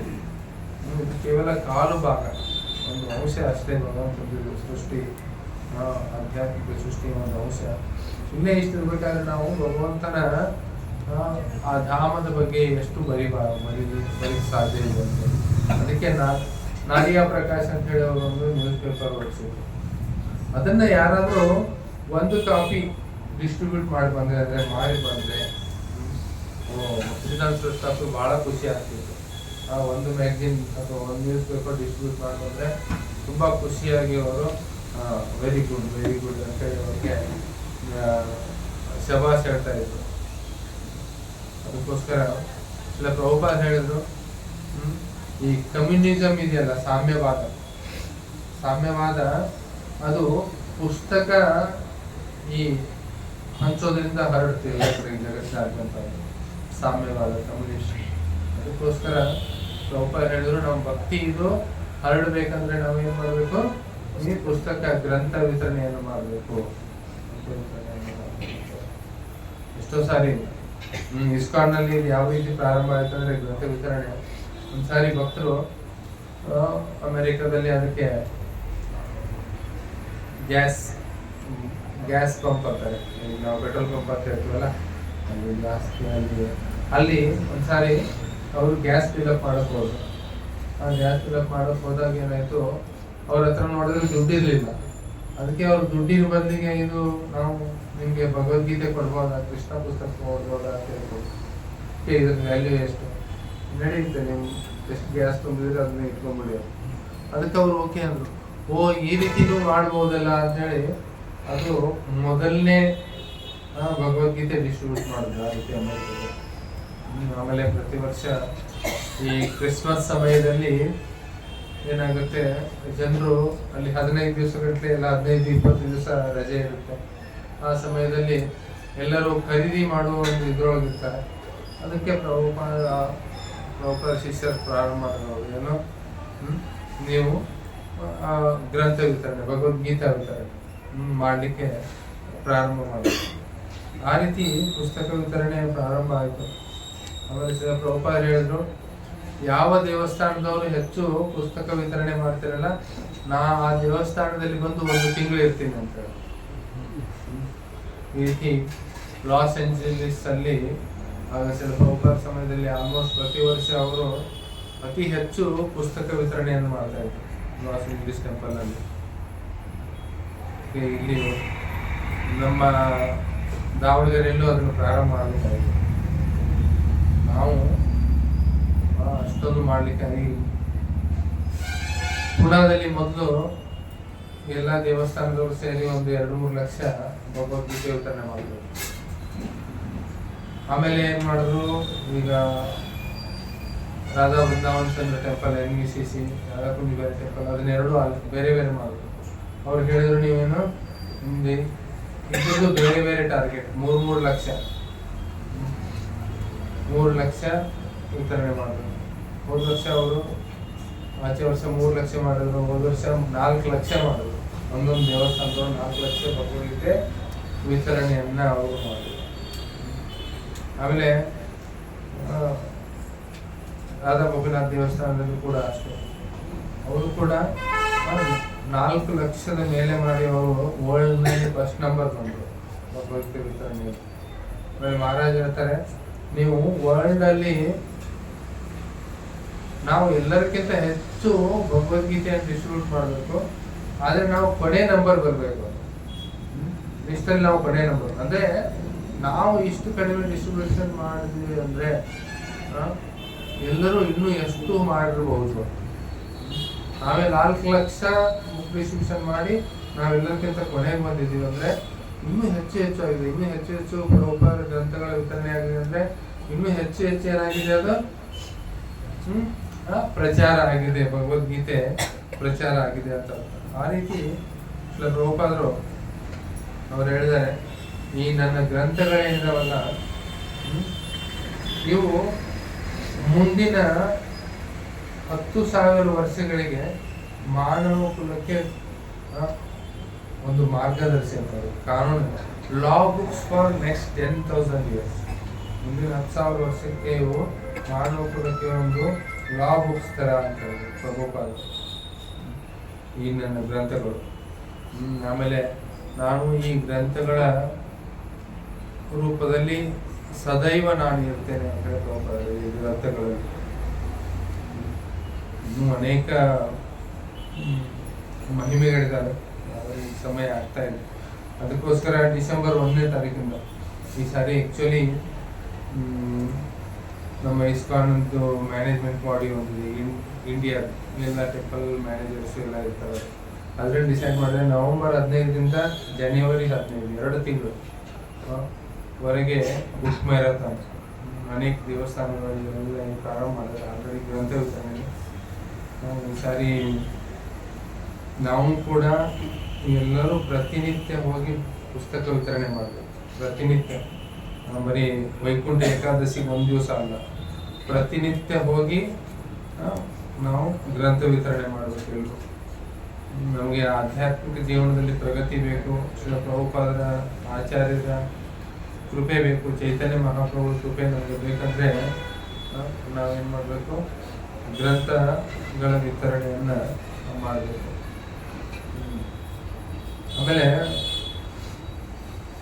ಯಾರು ಯಾವ ರೀತಿ ಭಕ್ತರಾಗ್ತಾರೆ ಅಂತ ಹೇಳಕ್ಕಾಗೋದಿಲ್ಲ ಈ ಗ್ರಂಥ ವಿತರಣೆಯಿಂದ.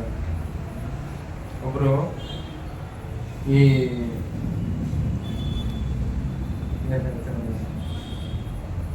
ಹಳೆ ಪುಸ್ತಕ ಮಾರಾಟ ಮಾಡ್ತಾರಲ್ಲ, ಹಳೆ ಪುಸ್ತಕ ಮಾರಾಟ ಮಾಡ್ತಾರಲ್ಲ, ಎಲ್ಲ ರದ್ದಿ ಬುಕ್ಸ್ ಎಲ್ಲ ಮಾರಾಟ ಮಾಡ್ತಾರೆ. ಅಂತಲ್ಲಿಂದ ಒಬ್ರು ಭಗವದ್ಗೀತಾ ಕೊಂಡ್ಕೊಟ್ಟು, ಭಗವದ್ಗೀತೆ ಅಲ್ಲಿ ಭಗವದ್ಗೀತೆ ರದ್ದಿಯಲ್ಲಿ ಹಾಕಿದ್ದಾರೆ. ಅಲ್ಲಿಂದ ಈ ಭಗವದ್ಗೀತೆಯನ್ನು ಕೊಂಡ್ಕೊಂಡ್ಬಿಟ್ಟು ಅವರು ಭಗವದ್ಗೀತೆ ಓದ್ಲಿಕ್ಕೆ ಪ್ರಾರಂಭ ಮಾಡಿದ್ರು. ಅವರು ಓದ್ಲಿಕ್ಕೆ ಪ್ರಾರಂಭ ಮಾಡಿದ್ರು. ಅವರು IIT ಸ್ಟೂಡೆಂಟ್, IIT ಅದನ್ನು ಓದ್ಲಿಕ್ಕೆ ಪ್ರಾರಂಭ ಮಾಡಿ ಅವರು ಎಲ್ಲ ಅಮೆರಿಕಕ್ಕೆ ಹೋದ್ರು, ಜಾಬ್ ಮಾಡಿದ್ರು, ಮತ್ತು ಭಾರತಕ್ಕೆ ಮರಳಿ ಬಂದು ಅವ್ರು ಏನು ಮಾಡಿದ್ರು, ಕೊನೆಗೆ ಅವರು ದೇವಸ್ಥಾನದಲ್ಲಿ ಭಕ್ತರಾದರು. ಡೆಲ್ಲಿ ಒಳಗೆ ಗೀತಾಮಿತ್ರ ಪ್ರಭು ಅಂತೇಳಿ ಇವತ್ತು ಅವರು ಭಗವದ್ಗೀತಾ ಕಥಾರೂಪ ಅಂತ ಬರೆದಿದ್ದಾರೆ. ಗ್ರಂಥಗಳನ್ನ ರಚನೆ ಮಾಡಿದ್ರು. ಏನಂತ ಹೇಳಿ, ಭಗವದ್ಗೀತಾ ಕಥಾರೂಪ, ಯಥಾರೂಪ ಅಲ್ಲ, ಕಥಾರೂಪ. ಅಂದ್ರೆ ಪ್ರತಿಯೊಂದು ಶ್ಲೋಕಕ್ಕೂ, ಭಗವದ್ಗೀತೆಯ ಪ್ರತಿಯೊಂದು ಶ್ಲೋಕಕ್ಕೂ ಅವ್ರು ಏನ್ ಮಾಡಿದ್ದಾರೆ, ಹಿಂದಿಯಲ್ಲಿ ಬರುತ್ತದೆ ಪುಸ್ತಕ. ಅವರು ರಾಮಾಯಣ, ಮಹಾಭಾರತ ಇದರಿಂದ ಎಲ್ಲ ಉದಾಹರಣೆಗಳನ್ನು ಕೊಟ್ಟು ಅವರು ಗ್ರಂಥ ರಚನೆಯನ್ನು ಮಾಡಿದ್ದಾರೆ. ಅಂದ್ರೆ ಯಾರಿಗೂ ನಾವು ಈಗ ಭಗವದ್ಗೀತೆ ಕೊಟ್ವಿ, ಅವರು ಓದಲಿಲ್ಲ ಹಾಗೆ ಇಟ್ಟರು, ಅಥವಾ ಇದೇನು ಉಪಯೋಗ ಅಂತೇಳಿ ರದ್ದಿಯವರು ಕೊಟ್ಟರು ಅದು ಎಷ್ಟು ಉಪಯೋಗ ಆಗುತ್ತೆ. ಅದಕ್ಕೆ ಈ ಗ್ರಂಥ ವಿತರಣೆ ತುಂಬಾ ಮುಖ್ಯ. ವಿಶೇಷವಾಗಿ ನಾವು ಶ್ರೀ ಪ್ರಭುಪಾದ ಅನುಯಾಯಿಗಳಿಗೆ ನಾವು ಭಕ್ತಿಯಲ್ಲಿ ಪ್ರಗತಿ ಮಾಡಬೇಕು, ಭಕ್ತಿಯಲ್ಲಿ ನಾವು ಪ್ರಾಮಾಣಿಕರಾಗಬೇಕು, ಸೀರಿಯಸ್ ಆಗಬೇಕು ಮತ್ತು ಮುಂದುವರಿಬೇಕಂತಂದ್ರೆ ನಾವು ಗ್ರಂಥ ವಿತರಣೆಯನ್ನು ಅತ್ಯಂತ ಸೀರಿಯಸ್ ಆಗಿ ಮಾಡಬೇಕು. ಶ್ರೀಲ ಪ್ರಭುಪಾದ ಹೇಳ್ತಾ ಇದ್ರು, ಗ್ರಂಥ ವಿತರಣೆ ಚೆನ್ನಾಗಿ ಆಗ್ತಾ ಇದೆ ಅಂದ್ರೆ ಎಲ್ಲಾ ಕಾರ್ಯಕ್ರಮಗಳು ಚೆನ್ನಾಗಿ ನಡೀತಾ ಇದ್ದಾವೆ ಅಂತ ಅರ್ಥ ಆಗ್ತದೆ. ದಾವಣಗೆರೆಯಲ್ಲಿ ಇನ್ನೂವರೆಗೆ ನಾವು ಅಷ್ಟು ಸೀರಿಯಸ್ ಆಗಿ ತಗೊಂಡಿಲ್ಲ. ಈ ವರ್ಷ ನಾವು ಮಾಡಲೇಬೇಕು. ಅದು ಪ್ರತಿಯೊಬ್ಬರು ನಮ್ಮ ಕರ್ತವ್ಯ, ಪ್ರತಿಯೊಬ್ಬರು ಕರ್ತವ್ಯ, ನನ್ನ ಹಿಡಿದು ಎಲ್ಲರೂ ಕರ್ತವ್ಯ. ಎಲ್ಲರೂ ಈ ಸಾರಿ ಪ್ರತಿಯೊಬ್ಬರು ದೀಕ್ಷೆ ತಗೊಂಡು ಭಕ್ತರಿಗೆ ಕಡಿಮೆ ಅಂದ್ರೆ 300 ಭಗವದ್ಗೀತೆ ಟಾರ್ಗೆಟ್. 300 ಭಗವದ್ಗೀತೆ ಒಬ್ಬರಿಗೆ, 300 ಭಗವದ್ಗೀತೆ. ನೀವು ಡಿಸ್ಟ್ರಿಬ್ಯೂಟ್ ಆದ್ರೂ ಮಾಡಿ ಅಥವಾ ಅಷ್ಟು ದುಡ್ಡಾದ್ರೂ ಕೊಡಿ, ಅದು ನಿಮಗೆ ಬಿಟ್ಟಿದೆ. 250 ಇಂಟು 300 ಎಷ್ಟಾಯಿತು? 75,000 ಅಷ್ಟೇ, ಭಾಳ ಏನಿಲ್ಲ. 75,000 ರೂಪಾಯಿ ಕೊಟ್ಬಿಡಿ. ಇಲ್ಲ, ಇದು ಸೀರಿಯಸ್, ವೆರಿ ಸೀರಿಯಸ್. ನಾವು ಪ್ರಚಾರ ಮಾಡಬೇಕು. ನಾವು ಇದನ್ನ ಇಲ್ಲಾಂದ್ರೆ ನಮ್ಗೆ ಉಳಿಗಾಲ ಇಲ್ಲ, ನಾವು ಮಾಡಲೇಬೇಕು. ಪ್ರಭುಪಾದ ಹೇಳಿದ್ದಾರೆ, ಪ್ರತಿ ವರ್ಷ ಅದನ್ನು ಡಬಲ್ ಮಾಡ್ಲಿಕ್ಕೆ ಹೇಳಿದ್ರು ಪ್ರಭುಪಾದ. ಪ್ರತಿ ವರ್ಷ ಡಬಲ್ ಮಾಡ್ಲಿಕ್ಕೆ ಹೇಳಿದ್ರು. ನಮ್ಗೆಲ್ಲ ಇದ್ದದ್ದೆಲ್ಲ ಇನ್ಫ್ಲೂಯೆನ್ಸು, ನಮ್ದೇನು ಶಕ್ತಿ ಇದೆ ಅದನ್ನಲ್ಲಿ ನಾವು ಅದರೊಳಗೆ ಹಚ್ಚಲೇಬೇಕು. ಆಕ್ಚುಲಿ ನೋಡಿ, ನಾನು ಉದಾಹರಣೆ ಹೇಳ್ತಾ ಇದ್ದೆ ಯಾವ ರೀತಿ ಅಂದ್ರೆ, ಕ್ಯಾಶುವಲ್ ಭಕ್ತಿ ಮಾಡೋದ್ರಿಂದ ಏನೂ ಸಿಗೋದಿಲ್ಲ. ಕ್ಯಾಶುವಲ್ ಭಕ್ತಿ ಮಾಡೋದಂದ್ರೆ ಯಾವ ರೀತಿ ಅಂತಂದ್ರೆ, ಅದು ಅಕ್ಬರ್ ಬೀರ್ಬಲ್ ನೀವು ಕತೆ ಕೇಳಿದ್ರಲ್ಲ, ಕಿಚಡಿ ಮಾಡ್ತಿದ್ದಂತೆ. ಯಾವ ಸಂದರ್ಭದಲ್ಲಿ ನಮ್ಗೆ ಗೊತ್ತಿಲ್ಲ, ಬರ್ತಾ ಇದೆ. ಕಿಚಡಿ ಮಾಡ್ತಿದ್ದಂತೆ. ಅವನೇನ್ ಮಾಡಿದಂತೆ, ಅಲ್ಲಿ ಸೀಲಿಂಗ್ ನಲ್ಲಿ ಒಂದು ಗಡಿಗೆ ಕಟ್ಬಿಟ್ಟಂತೆ, ಅಕ್ಕಿ ಬೇಳೆ ಎಲ್ಲ ಹಾಕಿ ಇಲ್ಲಿ ಬೆಂಕಿ ಹಚ್ಚಿದ್ದೆ. ಏನ್ ಮಾಡ್ತಾ ಇದ್ದಾರೆ? ಕಿಚಡಿ ಮಾಡ್ತಾ ಇದ್ದಾರೆ. ಇನ್ನು ಅಡುಗೆ ಮಾಡ್ತಾ ಇದ್ದಾರೆ. ಹಂಗೆ ಅಡುಗೆ ಆಗುತ್ತಾ? ಅದು ನಮ್ದು ಭಕ್ತಿ ಹಾಗೆ ನಡೀತಾ ಇದೆ.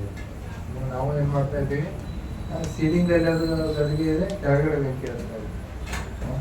ಕ್ಯಾಶುವಲ್ ಭಕ್ತಿಯಿಂದ ಮೃತ್ಯುವಿನ ಸಮಯದಲ್ಲಿ ನಮ್ಗೆ ಕೃಷ್ಣ ಪ್ರಾಪ್ತಿ ಆಗೋದಿಲ್ಲ.